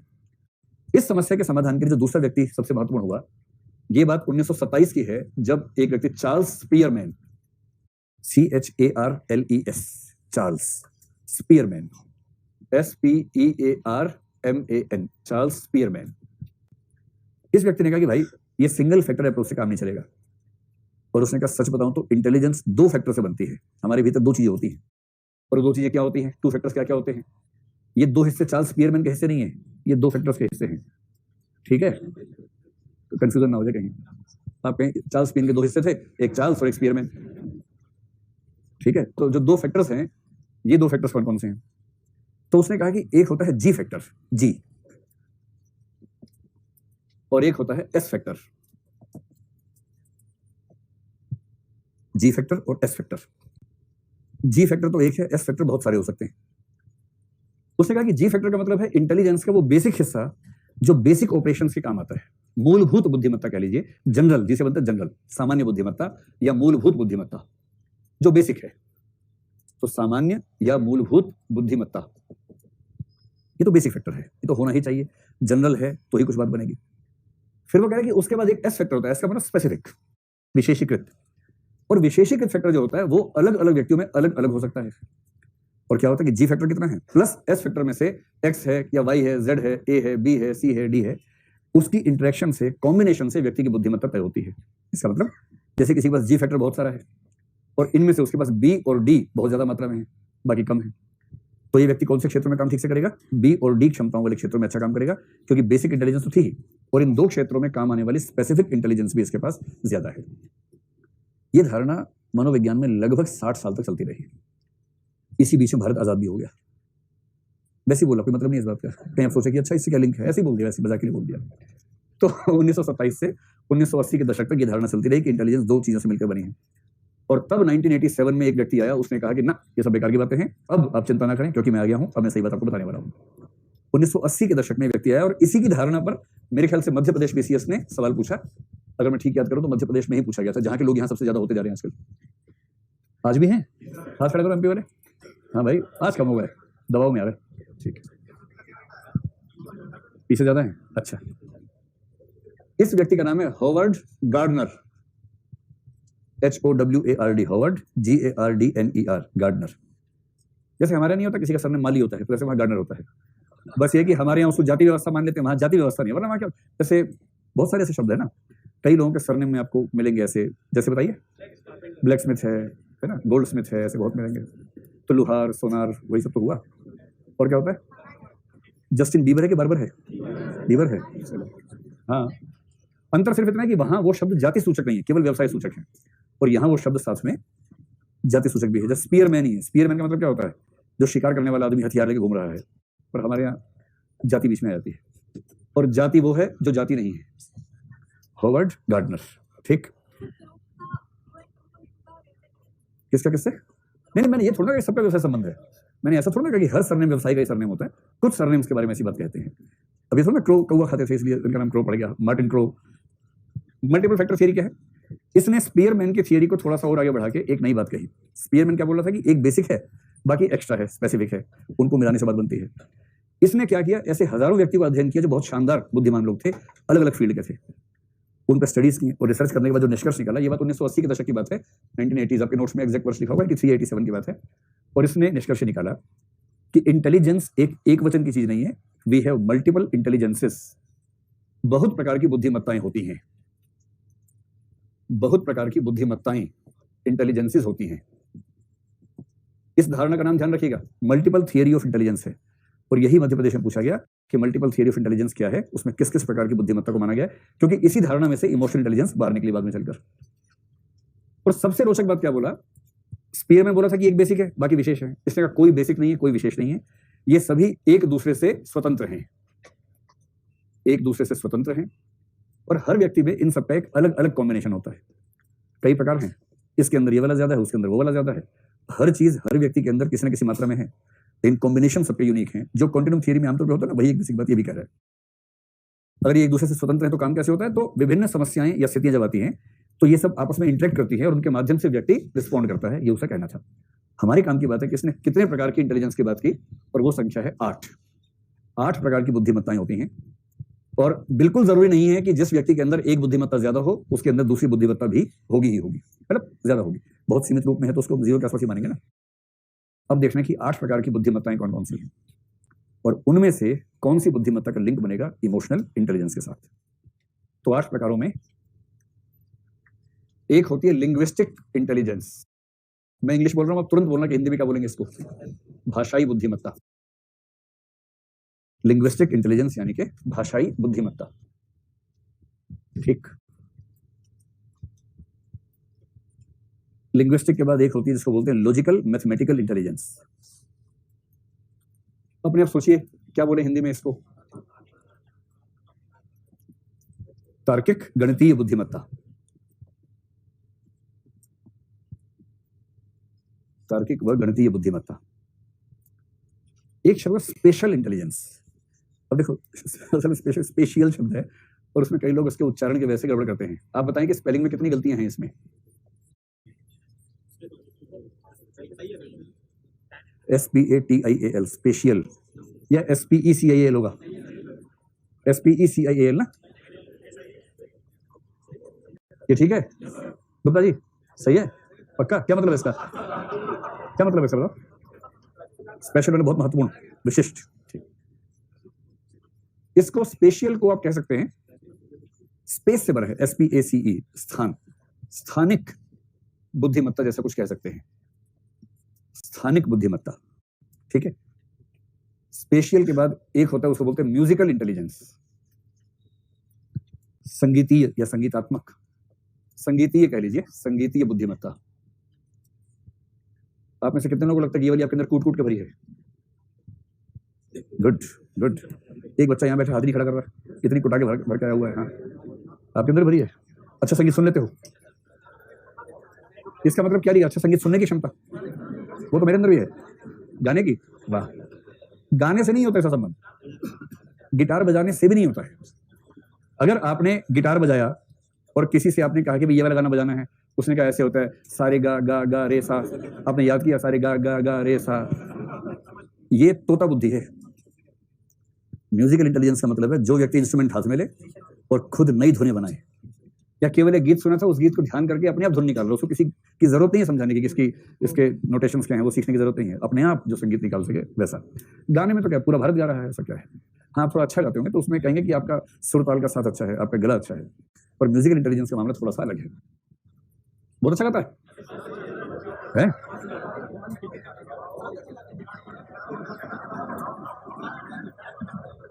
जो पांचवा है उसको बोलते हैं bodily kinesthetic, bodily kinesthetic intelligence.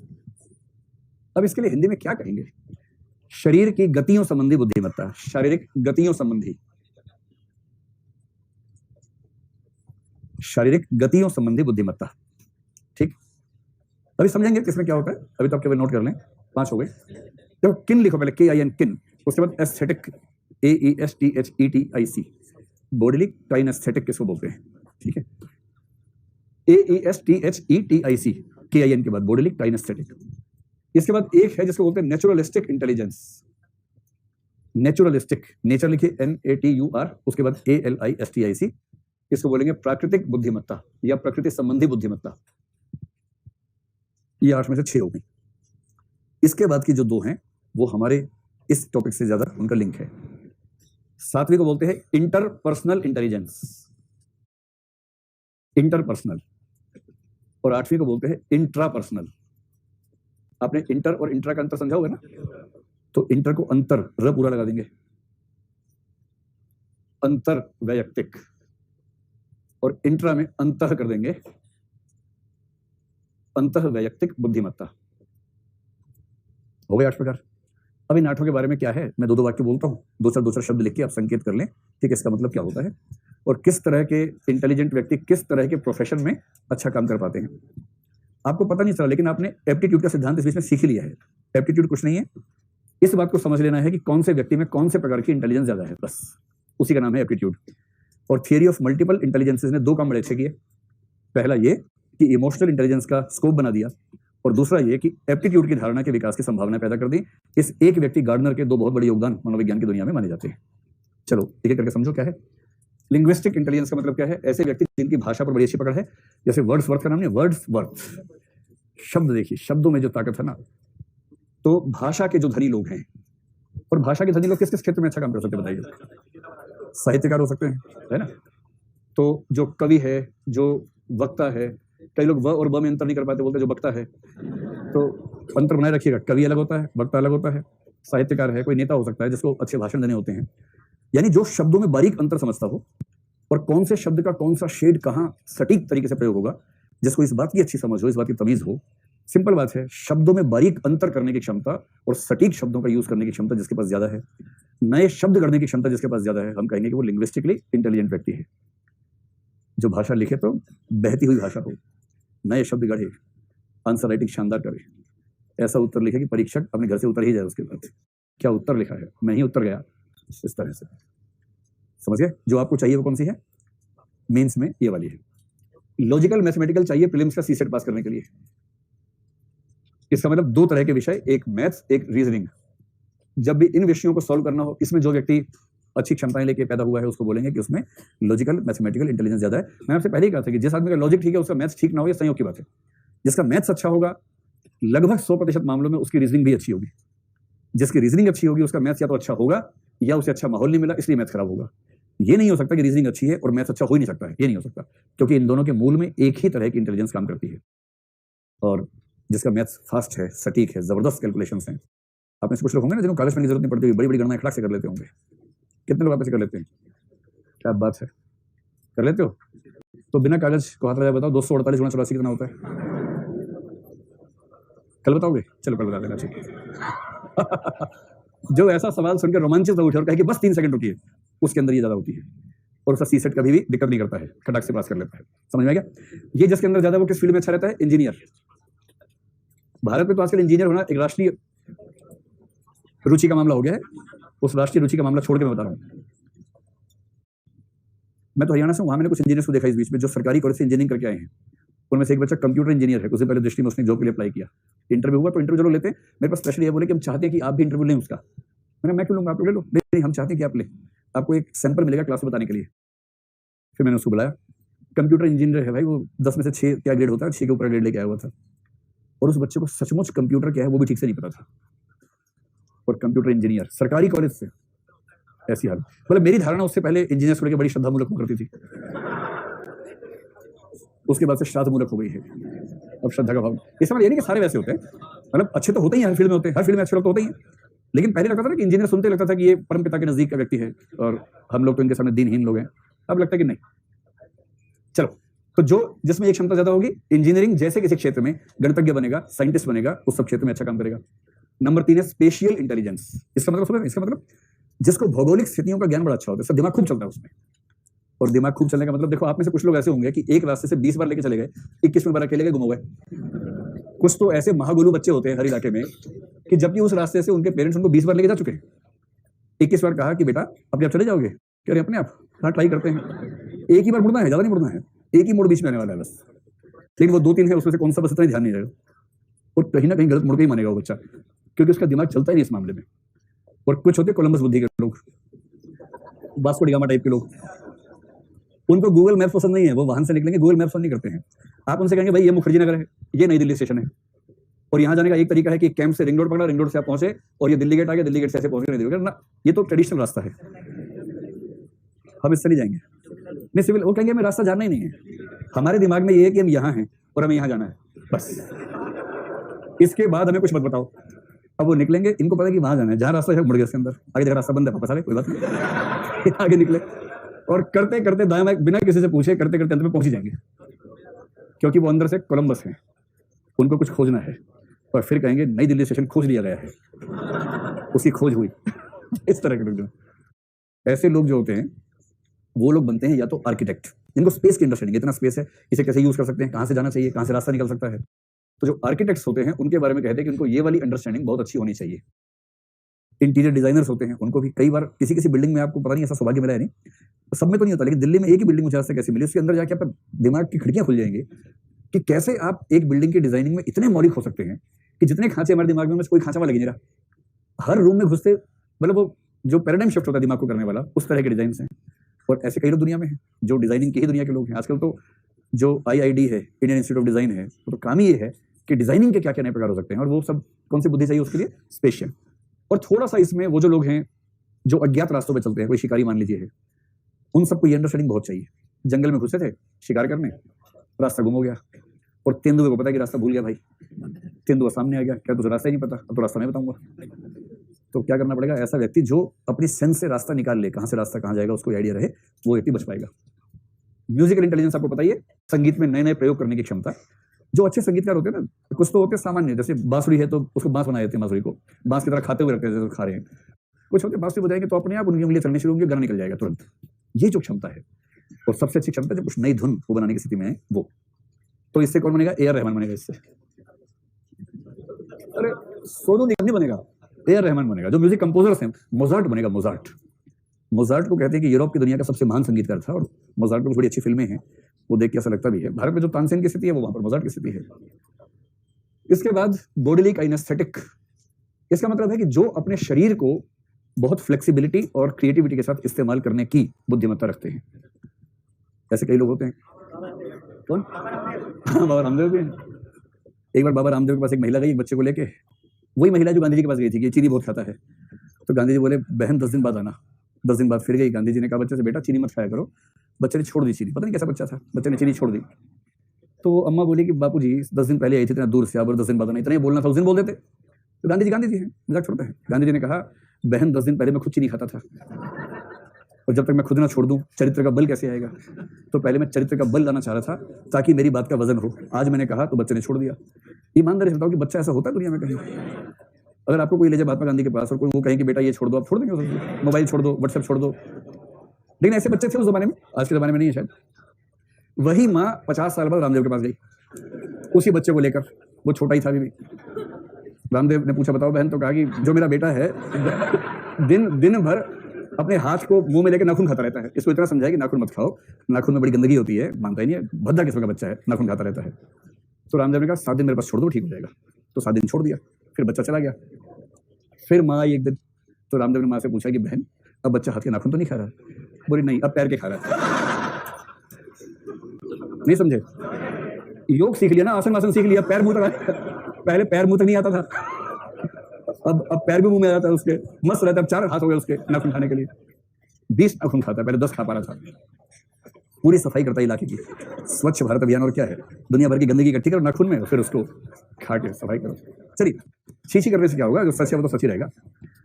तो बॉडीली काइनेस्थेटिक का मतलब है जो जिम्नास्ट होते हैं, जो नर्तक हैं, मतलब नर्तक ये नहीं कि वो सांप वाला नृत्य कर रहे हैं, वो सब नहीं। नर्तक का मतलब जो कोरियोग्राफर है, जो नए नृत्य की संकल्पनाएं करता है, जो किसी गीत को सुन के उसमें कौन से स्टेप्स आने चाहिए वो इमेजिन करके वो स्टेप्स डेवलप करता है। तो कोरियोग्राफर्स जो हैं, जिम्नास्ट जो हैं, इस तरह के लोगों में जो बुद्धिमत्ता होनी चाहिए, कौन सी होनी चाहिए? बॉडीली काइनेस्थेटिक होनी चाहिए। एक्टर्स में भी होती है। नेचुरलिस्टिक जिसमें ज्यादा होती है वो बन जाता है मोगली। और इसका मतलब है कि जो प्राकृतिक जगत है उसको गहराई से समझने की बुद्धिमत्ता। जो प्रकृति में ठीक से रहते हैं ना, मोगली टाइप के लोग या जो ट्राइबल बच्चे होते हैं, उनमें क्षमता बड़ी अच्छी होती है। वो चिड़िया की आवाज सुनकर समझ जाते हैं चिड़िया क्या कहना चाह रही है। चिड़िया और जो अलग अलग पक्षी हैं, पशु हैं, उनकी आवाजों से उनको अनुमान हो जाता है। अगर आप किसी नेशनल पार्क में घूमने जाएं, टाइगर नहीं दिख रहा आपको, आप ड्राइवर से टाइगर कह रहे 2 मिनट रुको, चुप रहो बस थोड़ी देर, वो पशुओं की आवाजों से बता देगा कि टाइगर वहां पर है।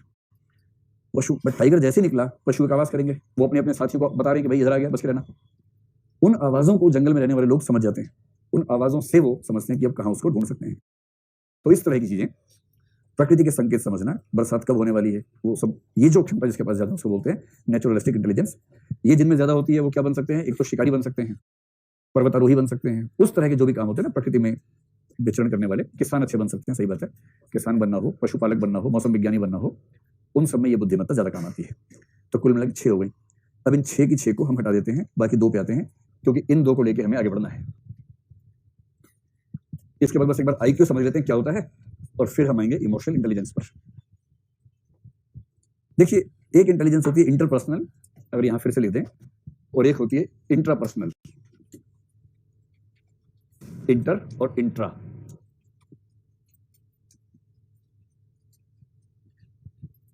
अंतर्वैयक्तिक और अंतर्वैयक्तिक। इन दोनों का अंतर तो यूं ही समझ में आएगा, खास बात है नहीं इसमें। तो आपको ध्यान है पहली क्लास में मैंने आपसे क्या कहा था, इमोशनल इंटेलिजेंस क्या होती है? अपनी तथा दूसरों की भावनाओं को समझने और कंट्रोल करने की क्षमता। अपने भी, दूसरों की भी, भावनाओं को समझने की भी, कंट्रोल करने की भी। ये 4 चीजें होते ही इमोशनल इंटेलिजेंस पूरी हो जाती है। वही चीज यहां पर है। अंतर्वैयक्तिक का मतलब होता है 2 व्यक्तियों के बीच या 2 से ज्यादा व्यक्तियों के बीच एक व्यक्ति का दूसरे व्यक्तियों के साथ जो इंटेलिजेंस वाला बिहेवियर है उसको बोलते हैं इंटरपर्सनल इंटेलिजेंस। इसका मतलब दूसरे व्यक्तियों को समझने की क्षमता, दूसरे व्यक्तियों को समझने की क्षमता। कहना बड़ा आसान होता है, कई लोग हीरो बनते हैं कि मैं तो बहुत बड़ा मनोवैज्ञानिक को सब समझ जाता हूं। इतना आसान होता नहीं है। एक बार एक आदमी किसी को बोल रहा था लोहे को लोहा काटता है, हीरे को हीरा काटता है, इतने में एक कुत्ते ने उसे काट लिया। तो नहीं समझ में आया आप लोगों को? नहीं आया समझ में? आ गया, चलो। मैं जो कहना चाह रहा हूँ ये कि ज्यादा हीरो बनना ठीक नहीं होता। जब आप सबके सामने ज्ञान झाड़ रहे हो ना, तो कई बार ऐसा हो सकता है कि वही मामला बिखर जाए। तो एक चीज होती है हैसियत, एक होती है औकात। आदमी उसमें रहे तो ठीक रहता है। तो सबके लिए, मतलब मैं अपने को शामिल करके बोल रहा हूँ, ऐसा नहीं कि मैं आपको कह रहा हूँ, सबके लिए कह रहा हूँ। ये वाला जोक याद रखना, जब भी कोई ज्यादा छोड़ू किस्म का आदमी आपके आसपास होता, छोड़ू समझते हो, हाँकू मतलब जो बहुत हाँकता है, फेंकू अब तो समझ जाओ। तो नार्सिसिस्ट कहते हैं ऐसे लोगों को जो आत्ममुग्ध रहते हैं ना, कि अरे ऐसा अरे वैसा, उतनी देर में हो गया। ऐसा। तो इंटरपर्सनल का मतलब मैं आपसे कहना चाह रहा हूँ कि आप, हो सकता है कि लोगों को ये आस्था पर हो कि आप बहुत समझदार आदमी हैं, आप सब समझ जाते हैं, सामने वाले का चेहरा पढ़ लेते हैं, उसकी हरकतें पहचान लेते हैं, तुम इतना जो मुस्कुरा रहे हो, क्या गम है जिसको छिपा रहे हो। ये ड्रामा करना बड़ी बात नहीं है। कोई मुस्कुरा रहा हो, आप उसको बोल दीजिए, कोई ना कोई दर्द होता ही है उसके अंदर, उसको लगता है वाह कितनी गहरी बात पकड़ ली है। ऐसे 8-10 मार्क के हैं, किसी को बोल देंगे तो लोग आपको ज्ञानी समझ लेंगे। जैसे ट्रेन में सीट चाहिए तो सीट पर ये बोलेंगे कि ज्योतिषी बैठ जाइए कहीं पर, ज्योतिषी को सीट मिल जाती है आराम से। बस रास्ते पर हाथ देखने होते हैं बहुत सारे, उसमें कुछ बहुत बदसूरत हाथ भी देखने होते हैं, कुछ तो ठीक है लेकिन कुछ बहुत बदसूरत भी देखने पड़ सकते हैं। अब हाथ देखना है, वो उम्मीद करें कुछ अच्छा बोलेंगे, आता आपको है नहीं कुछ, तो ध्यान से देखते रहे, फिर बोलिए। हाँ, आप सोचते बहुत ज्यादा है। किसी के लिए बोल दीजिए, फिर देखिए लोट लोट के मर जाएगा एकदम, कितनी गहरी बात कह दी है। और क्या बोल रहे हैं? बोले आप दूसरों के लिए जितना करते हैं उतना लोग आपके लिए नहीं करते। ये दूसरा वाक्य सबके लिए सही है। तीसरा वाक्य, आप जितनी मेहनत करते हैं उतना फल नहीं मिलता आपको, मिलता है पर देर से मिलता है, बाधाओं के साथ मिलता है। किसी को बोल दीजिए। चौथा वाक्य, लोग आपसे जलते बहुत हैं जबकि आप दूसरों से नहीं जलते। ऐसे 15 वाक्य बना लीजिए, सारी ट्रेन में सीट मिलनी शुरू हो जाएगी आपको। और ये सब बोलते हुए भी ध्यान रखना, आता कुछ है नहीं, ये तो जुगाड़ वाला काम है। तो दूसरे व्यक्तियों के बिहेवियर को लेकर ये दावा करना कि मैं समझ ही जाऊंगा, ये बहुत ऐसी गारंटी वाली बात नहीं होती है। लेकिन हाँ, ये बात है कि कुछ व्यक्तियों में दूसरों को समझने की क्षमता ज्यादा होती है। ऐसा जब तक कोई बच्चा छोटा है या कोई बच्चा देह से बड़ा हो गया, वैसे छोटा ही रह गया। ऐसे लोग होते हैं, उम्र कितनी है, 22 साल है बच्चे ही। और बच्चे की खास पहचान ये है कि उसके मन में जो होता है उसके चेहरे पे, बॉडी में रिफ्लेक्ट होता रहता है। अगर बच्चा दुखी है तो बच्चा खुश दिखेगा नहीं आपको, वो दुखी ही दिखेगा। तो छोटे बच्चों के एक्सप्रेशन से, बिहेवियर से आप अनुमान कर लेते हैं कि मन में क्या चल रहा है। आदमी जैसे से बड़ा होता है ना, वो अपनी अनुभूति और अपने एक्सप्रेशन में अंतराल करना सीख जाता है। इसको कुछ लोग बोलते हैं मैच्योर हो गया है, कुछ बोलते हैं घाघ हो गया है। दोनों का मतलब लगभग एक ही होता है। मैच्योरिटी का देसी मतलब है घाघ हो जाना, और मैच्योरिटी कायदे से आए तो बोलते हैं उदात्त हो जाना। अगर आपकी नीयत अच्छी है तो मैच्योरिटी आपको उदात्त बना देगी, नीयत खोटी है तो मैच्योरिटी आपको घाघ बना देगी। इतना ही मामला है। तो मैच्योर होने का बेसिक मतलब है कि आपका अपनी भावनाओं पर इतना कंट्रोल है कि आप अपने एक्सप्रेशन को अपनी भावनाओं से पूरी तरह प्रभावित होने से रोक सकते हैं। मैच्योर होने के बहुत मतलब होते हैं, उससे एक मतलब यह है कि आप अपने इमोशंस को कंट्रोल कर सकते हैं, और इमोशंस को ठीक वैसा ही व्यक्त नहीं कर रहे जैसे इमोशंस आ रहे हैं, रोक लेते हैं। अब सोच के देखिए, आप किसी से बात कर रहे हैं, वो व्यक्ति इस मामले में एक्सपर्ट है कि अपने मन में आने वाली भावनाओं को अपने चेहरे पर ना आने दे। अब उसके चेहरे पे ऐसा कोई क्यू आई नहीं रहा, क्यू यू सी यू ई शब्द होता है, क्यू सी यू ई का मतलब है संकेत, ऐसे क्यूज नहीं आ रहे, मनोविज्ञान में ऐसे शब्द खूब प्रयोग करते हैं। उसके चेहरे पे, उसके हाथ पैर में, उसकी बॉडी लैंग्वेज में ऐसे क्यूज हैं ही नहीं जिनसे आप अनुमान करते हैं कि इसके मन में क्या चल रहा है। और इस वजह से आप वो अनुमान करके आए जो अनुमान वो आपको करवाना चाह रहा था। तो इसका मतलब है कि हम कच्चे हैं इस मामले में। जो ज्यादा सूक्ष्म होगा वो बहुत सटल जो क्यूज होते हैं, बहुत धीमे धीमे दिखने वाले, बहुत हल्के हल्के संकेत हैं, उनको पकड़ लेता है। वो दो संकेतों के अंतर विरोध को पकड़ लेता है कि आदमी मुस्कुरा रहा है लेकिन इसकी आंखों में हल्का हल्का गीलापन झलक रहा है, बहुत हल्का सा। उस कॉन्ट्रडिक्शन से समझता है कि नहीं, इसमें ज्यादा गहरी चीज आंसू है, मुस्कुराहट तो ऊपर की चीज है, उथली चीज है। तो जो व्यक्ति, भाव समझ रहे हैं, जो व्यक्ति दूसरे व्यक्तियों के किस चीज को, दूसरे व्यक्तियों को समझने का मतलब है उनका मन समझना, मूड यानी मन स्थिति को समझना, उनके इरादों को समझना, जो उनकी मंशा है किसी मामले में उसको भांपना। भारतीय समाज में कहते हैं कि लड़कियों की परवरिश जिस तरह से होती है वो बहुत कम उम्र से ही, बहुत कम तो नहीं लेकिन ठीक ठाक उम्र में आके वो दूसरे पुरुषों की मंशा को भांपने में इतनी एक्सपर्ट हो जाती है क्योंकि उनकी ट्रेनिंग ऐसी होती है। और मंशा को भांपने के लिए सबसे बेसिक ट्रेनिंग होती है आई मूवमेंट को कैच करना, आई कॉन्टैक्ट है या नहीं है, कितना है, जो व्यक्ति बात कर रहा है उसकी आंखें ठीक से संवाद कर पा रही है कि नहीं कर पा रही हैं, वाइब्रेशंस तो नहीं है उसके आई बॉल्स में, और वो उससे आइडिया हो जाता है कि इस व्यक्ति की मंशाएं किस तरह की है। और ये ट्रेनिंग बहुत नेचुरल प्रोसेस में समाज में डेवलप होती है, क्योंकि जो असुरक्षित है वो ऐसी ट्रेनिंग में आ जाएगा। तो सीधी सी बात है ना कि जंगल में क्या होता था जब मनुष्य मनुष्य बन रहा था, सबसे कमजोर स्पीशीज थी एप्स वाली, असुरक्षा थी। उस असुरक्षा से बचने के लिए झुंड में रहने लगे, झुंड में रह के भी डरते थे। तो कोई जानवर आ तो जरा उचक उचक के देखने लगे, दूर से कोई आ तो नहीं रहा, उसी में खड़े हो गए। तो उस भय ने समाज बना दिया, उसी भय ने दोपहर पे खड़ा कर दिया, और दोपहर पे खड़े हो गए, फिर उन सबको मारा जिनसे डर रहे थे पहले, गड्ढे खोद खोद के फंसा लिया। उसके बाद कि दिमाग आ गया ना, तो पहले दिमाग था नहीं। तो दूसरों के इरादों को, मंशाओं को समझ लेना, भांप लेना, ये सब जिसके अंदर क्षमता ज्यादा है इसको बोलते हैं इंटरपर्सनल इंटेलिजेंस। और इंटेलिजेंस का मतलब सिर्फ भांपना नहीं है, भांपने के साथ साथ इन सबको कंट्रोल करना भी है। भांपना प्लस कंट्रोल करना। जैसे ही आपको समझ में आ गया कि घर में माहौल ठीक नहीं है, आप देखेंगे जो माताएं होती हैं जैसे ही भांपती हैं कि बाप बेटे में झगड़ा होने वाला है, वो डिफेंस वाले मूड में आ जाती हैं कि किसी तरह से इन दोनों योद्धाओं को अलग करें ताकि ये घर घर बना रहे, और अपनी कसम दे के ये करके वो करके किसी से मैनेज कर लेते हैं, क्योंकि उनको इंटरपर्सनल इंटेलिजेंस के मामले में मात देना बड़ा मुश्किल काम है। लॉजिकल मैथमेटिकल में लोग कहते हैं कि पुरुष आमतौर पर अच्छा साबित होता है। अब ये भी एक जेंडर स्टेटमेंट है, गलत हो सकती है। इंटरपर्सनल मामले में महिलाएं पुरुषों को इतना पटक देती हैं आमतौर पर कि उनके सामने टिक नहीं पाता है। इसलिए अब आप लोग जिस उम्र में लड़के लोग, आप में और आपके पिता में किस दिन गृह युद्ध हो जाए भरोसा नहीं। इसलिए आप लोग अपने फादर को अवॉइड ही करते होंगे, ज्यादा बहुत दिल से बात नहीं करते होंगे। मेरे प्रणाम पापा, ठीक है पापा, हाँ पापा, चलो पापा, निकल लिया। उसके बाद इसके आगे पांचवा वाक्य नहीं बोल पाते होंगे, और पांचवें वाक्य में संभावना की युद्ध हो जाएगा, इससे पांचवा वाक्य आएगा ही नहीं। और माँ का एंटीना हमेशा तैयार रहता है कि बात सुनते रहती, झगड़ा तो नहीं हो रहा। और जहां बाप ने बेटे से कहा, बेटा 25 साल के हो गए, अब मैं थक गया हूँ, कुछ कर लो, मैं तो 17 का था, नौकरी करने लगा था। अब बेटा कहना चाह रहे कि तो 17 में अपनी नौकरी की तो क्या उखाड़ लिया आपने, ऐसा क्या कर क्या लिया अपनी जिंदगी में, मैं भी ऐसा बंधु बन जाऊं क्या, वो ये कहना चाह रहा है। कितने दिनों से रोक रहा है, एक दिन उसके मन में आ गया, बोला तो क्या 17 से किया तो क्या कर लिया आपने, ऐसा क्या करते हो, चौकीदारी तो हो यार, ऐसा क्या कर दिया आपने, मैं पढ़ाई करता हूँ, आप जैसा नहीं हूँ, आपसे बहुत आगे हूँ, नौकरी करो नौकरी करो, टाइम तो लगेगा ना भाई नौकरी करने में, आईएएस की तैयारी करूंगा, समझते हो। बेटा कह रहा, बाप कह रहा, देखो बेटा चौकीदार हूँ लेकिन ईमानदार आदमी हूँ, और ऐसी बदतमीजी सहन नहीं करूंगा आज से इस घर में, या तो, और जैसे ही हुआ या तो उधर से टपक पड़ती है माँ बीच में, ए जी आप लोगों भाई यहाँ से भाई यहाँ से क्या करे बेचारी, क्या करे बेचारी, यही होता है ना माहौल, ऐसे माहौल बनता है ना। ऐसे बना के आए घर में, ये ऐसा बना के आए घर में, देखो। इसलिए बाप को लगा कि दिल्ली रहे तो ठीक है। अच्छा लड़के लोग बाहर ज्यादा पढ़ रहे हैं, उसकी एक वजह ये भी है कि पिताओं को लगता है कि बाहर ही रहे तो ठीक है, ज्यादा घर में रहेगा तबाही मचाता रहेगा, तो ये बाहर ही रहे अच्छा लगता है। अच्छा क्या क्या, ये तो हंसी मजाक की बात है। तो यदि आपने, तो देखो दूसरे व्यक्तियों के मन स्थितियों को भांपना और कंट्रोल करना, ये है अंतर्वैयक्तिक बुद्धिमत्ता। अंतर्वैयक्तिक का मतलब है अपने ही मन को, अपना मन। देखिए कुछ लोग तो मन की बात भी रेडियो पे करते हैं, लेकिन जो लोग मन की बात मन में कर लेते हैं उनमें कहा जाता है कि अंतर्वैयक्तिक क्षमताएं बेहतर हैं। अपने आप से बात करने के लिए रेडियो क्यों चाहिए भाई, अपने आप से बात, मैं विरोध नहीं कर रहा हूँ, अच्छी बात है, वो अच्छा प्रोग्राम होता है, मैं तो हंसाने के लिए आपको ऐसा बोल रहा हूँ। अपने मन की बात अपने आप से कर पाना, अपनी मन स्थितियों को ठीक से समझ पाना, उसके लिए यश चोपड़ा से ना पूछना कि क्या यही प्यार है ना। तो अपने मन को ठीक से समझ पाना, इतना ही नहीं, अपने मन को कंट्रोल कर पाना, असली चीज ये है। ये ताकत जिसके अंदर आ गई ना, बस उसके बाद कोई दिक्कत नहीं है। दुनिया में सबसे बड़ा शत्रु अपना मन हो जाता है, जिस समय वो कंट्रोल में ना हो। तो अपने, नहीं मैं की बात नहीं कर रहा, मैं ये मैं के सेंस नहीं है, ऐसा 1000 बार आपके साथ होगा कि आपका दिमाग जानता है कि यदि इस सिचुएशन में आपने रिएक्ट किया तो नुकसान आपको ही होगा, और उसके बाद भी आप रिएक्ट कर ही देते हैं। ये समझते हुए कि रिएक्शन आपके लिए घातक है, आप रिएक्शन दे देते हैं, और इसका मतलब आपका मन आपके विवेक के कंट्रोल में नहीं है। मन ऐसा एक्टिव होता है कि विवेक छिन्न भिन्न हो जाता है उस समय, और आपने गुस्से में कह दिया, बाद में पछताए, संबंध टूट गया, संभावना खत्म हो गई, कोई संभावना, कोई नौकरी की संभावना थी, बॉस से 2-4 उल्टी बातें बोल दी, तो झेल लेना था उस दिन जब संकट है तो, लेकिन नहीं झेल पाए, वहीं सुना दी 4 गालियां उसको, और बाद में दुखी होना। अपनी भावनाओं की तीव्रता पर अंकुश लगा पाना, सीधी सी बात है भाई। कोई आपको गुस्सा दिला रहा है और आप गुस्से में आ गए, तो वो कंट्रोलर है, आप कंट्रोल्ड हैं।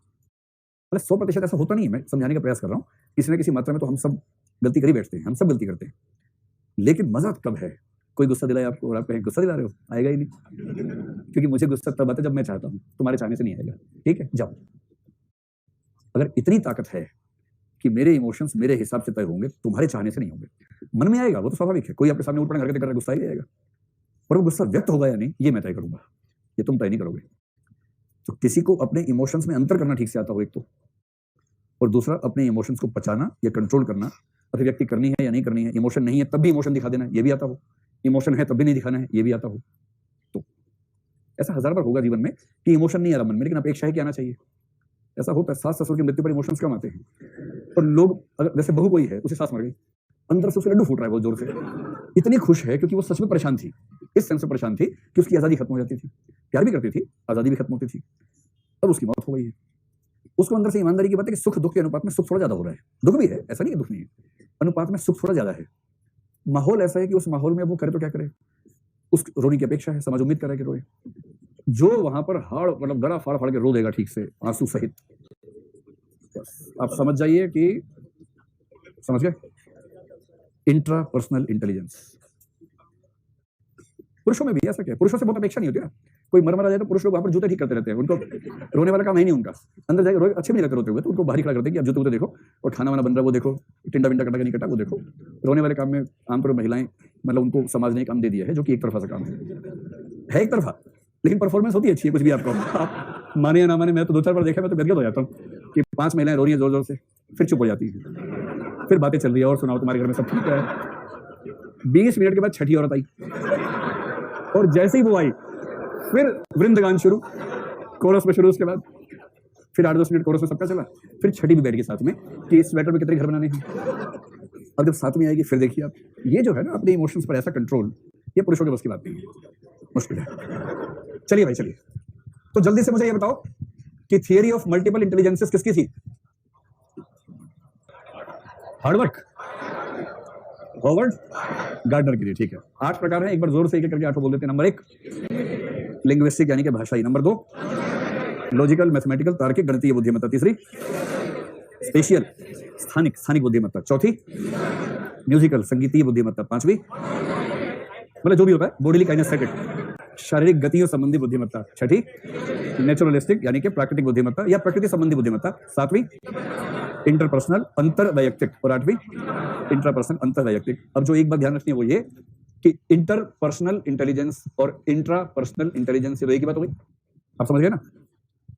इन दोनों को मिला देंगे, जोड़ देंगे तो जो बनेगा उसको बोलते हैं इमोशनल इंटेलिजेंस। तो मोटी मोटी कहानी ध्यान रखना, ये कंसेप्ट आया तो बाद में है, 1995 के आसपास आया, 1980s में ये कंसेप्ट आ चुका था, इसलिए कहते हैं कि इसी कंसेप्ट के बेस पर आगे चलकर इमोशनल इंटेलिजेंस का कंसेप्ट डेवलप हुआ है। यहां तक कि पूरी बात स्पष्ट है आप लोगों को? चलिए अब थोड़ा सा ये समझते हैं कि इस इंटेलिजेंस को नापने का तरीका क्या है, और जिसको हम लोग जनरली बोलते हैं इंटेलिजेंस कोशिएंट की एक धारणा होती है, उस धारणा को समझते हैं थोड़ा सा क्या चीज है। तो आईक्यू क्या चीज है, इंटेलिजेंस कोशिएंट क्या चीज है?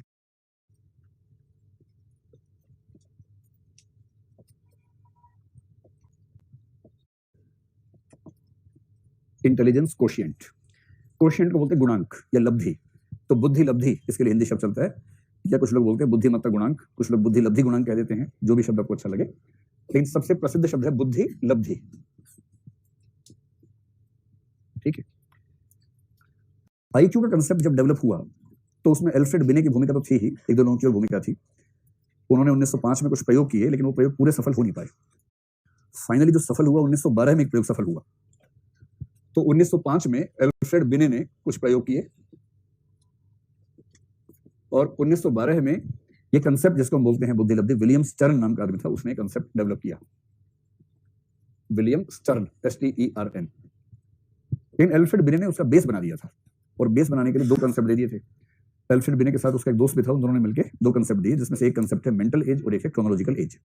कोई आपसे पूछे IQ क्या है, तो सिंपल बोलो MA/CA × 100, ये होता है IQ, ये इसका फार्मूला है। तो अगर आप इन तीन कंसेप्ट को समझ गए तो बात समझ में आ जाएगी। हम लोग आमतौर पे IQ शुरू में लिखते हैं ताकि बात समझ में आती है, तो आप ऐसा भी कर सकते हैं, IQ बराबर, विलियम स्टर्न ने यही कंसेप्ट दिया, फार्मूला दिया था। ये फार्मूला देने वाला व्यक्ति कौन है? विलियम स्टर्न है। लेकिन इस फार्मूले के जो दोनों शब्द हैं MA और CA, ये देने वाला व्यक्ति एल्फ्रेड बिने है। ठीक है, एल्फ्रेड बिने ने कहा कि दो चीजें हैं, एक है मेंटल एज, एक है क्रोनोलॉजिकल एज। MA का मतलब मेंटल एज, मानसिक आयु, और क्रोनोलॉजिकल एज का मतलब है शारीरिक आयु या जैविक आयु। तो फार्मूला स्पष्ट कर लीजिए, mental as upon chronological age, मानसिक आयु बटा शारीरिक आयु गुणा 100, इसको बोलते हैं बुद्धि लब्धि। इनमें से तीन चीजें एकदम आसान है, चौथी समझनी है, उसके बाद खत्म हो जाएगी। जैसे गुणा 100, ये समझने में कोई दिक्कत नहीं है। गुणा 100 इसलिए करते हैं कि एब्सोल्यूट नंबर में आए, सीधा परसेंटेज में आ जाए, इसलिए गुणा 100 कर देते हैं। क्रोनोलॉजिकल एज का मतलब है व्यक्ति की जितनी आयु है, एज ऑफ ए पर्सन। तो आपकी जो भी एज है, अगर आप अपना IQ निकालेंगे तो उसमें नीचे वही एज आ जाएगी, 16 साल, 17 साल, 20 साल, 22 साल, जो भी एज है वो एज नीचे लिख देंगे। अब कितना सिंपल है मैथमेटिक्स, देखिए। अगर नीचे है 22, आपकी एज मान लेते 22 साल, गुणा होना है 100 से, इधर x है मान लीजिए। अगर x 22 से ज्यादा होगा तो स्कोर 100 से ज्यादा होगा या कम होगा? 100 से ज्यादा होगा, हाँ या ना? और यदि x, कहां गया x, यदि x 22 से कम होगा तो फाइनल स्कोर 100 से कम होगा। सिंपल बात है। तो इसका मतलब ये हुआ कि अगर मेंटल एज आपके क्रोनोलॉजिकल एज से ज्यादा है तो आपका स्कोर 100 प्लस है। बेसिक सी बात है ना? अब घबरा तो नहीं रहे? पढ़ना चाह रहे हैं इसको आगे? पक्का? ठीक है, बहुत सिंपल सी बात है। यदि आपका मेंटल एज आपकी क्रोनोलॉजिकल एज से ज्यादा है तो स्कोर 100 से ज्यादा है। यदि मेंटल एज और क्रोनोलॉजिकल एज बराबर है तो स्कोर कितना आएगा? 100 आएगा। So simple. और यदि आपकी मेंटल एज क्रोनोलॉजिकल एज से कम निकल गई तो स्कोर क्या आएगा? 100 से कम होगा, -100 मान लीजिए, उससे नीचे होगा 80, 90, 50, 40 जो भी होगा उसके नीचे होगा, 100 से ऊपर नहीं होगा। तो इसका मतलब ये हुआ कि IQ तो निकालना है, वो तो रिजल्टेंट है। क्रोनोलॉजिकल एज हमें पता ही है, 100 हम जानते हैं। अगर मेंटल एज का कंसेप्ट समझ में आ जाए तो ये पूरा कंसेप्ट समझ में आ जाएगा। इतना ही तो मामला है। तो मेंटल एज क्या है वो समझते हैं।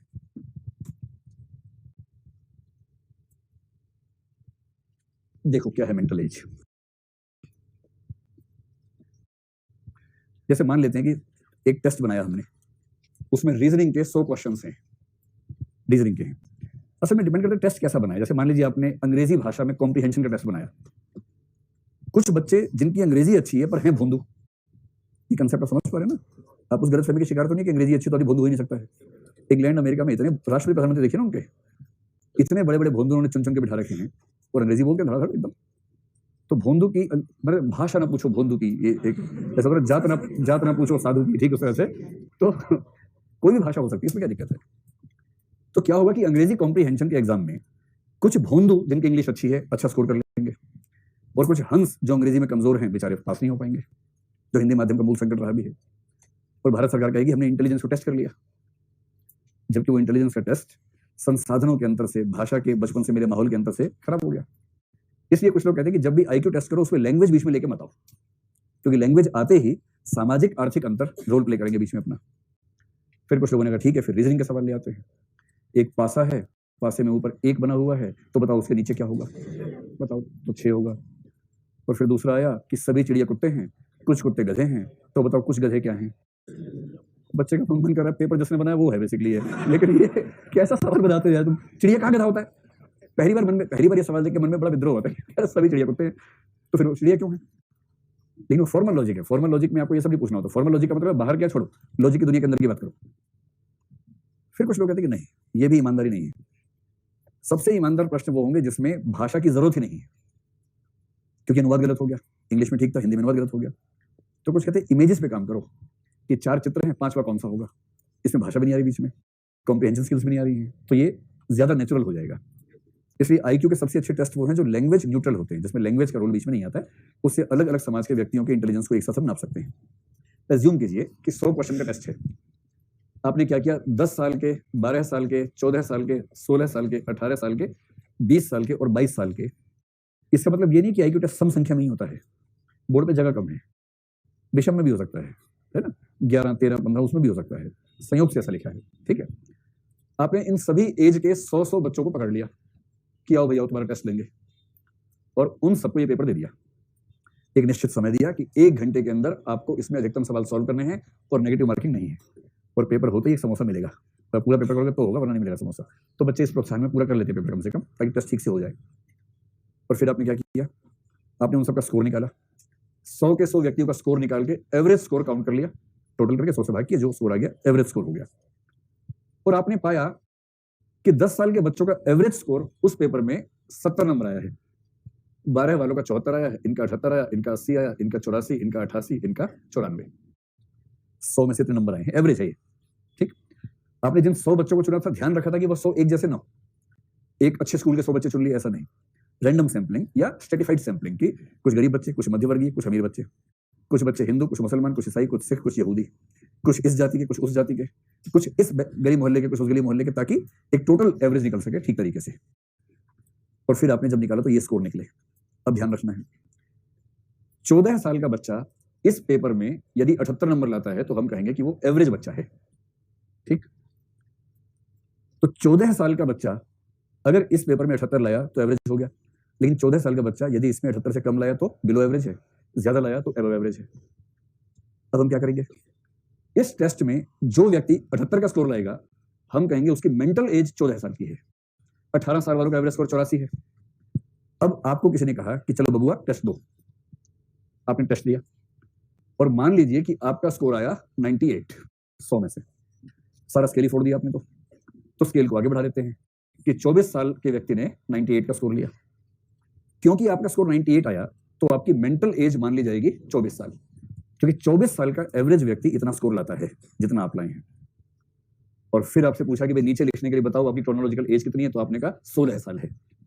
तो क्रोनोलॉजिकल एज 16, ज्यादा लिख दिया, कम करना है 16, ठीक है, चलो 16 साल ही देते हैं। ठीक, और 24/16 गुणा 100, ये हुआ 8, ये हुआ 3, 300/2, और आपका स्कोर हो गया 150। आपका IQ 150। आइंस्टीन और कुछ को छोड़ के उसके बाद आपका ही है। अगर 150 है, 150 बहुत ठीक ठाक होता है, स्कोर कम नहीं होता है, लेकिन हाँ होता है, ऐसा नहीं कि नहीं होता है। 150 का स्कोर भी होता है कुछ लोगों का, 200 के आसपास भी है। कुछ लोग तो क्लेम करते हैं कि 200 के ऊपर भी कुछ लोगों का हुआ दुनिया के इतिहास में, होता है। IQ कंसेप्ट समझ में आ गया? तो मैं 3 वाक्य बोलता हूँ, जोर से बोलना हाँ समझ में आ रहा है, वाक्य सुनने के बाद बोलना। पहला, मेंटल एज का मतलब है कि मैंने किसी परीक्षा में उतना स्कोर हासिल किया जितना स्कोर उस खास उम्र के व्यक्ति औसत रूप से हासिल करते हैं। यदि मैंने किसी टेस्ट में 100 में से 80 नंबर लिए और उस टेस्ट में 14 साल के बच्चे औसतन 100 में से 80 नंबर लाते हैं, तो मेरी मेंटल एज 14 साल है। नंबर 2, क्रोनोलॉजिकल एज का मतलब है वह स्कोर जो मेरा फिजिकल एज है, जो मेरे शरीर की आयु है।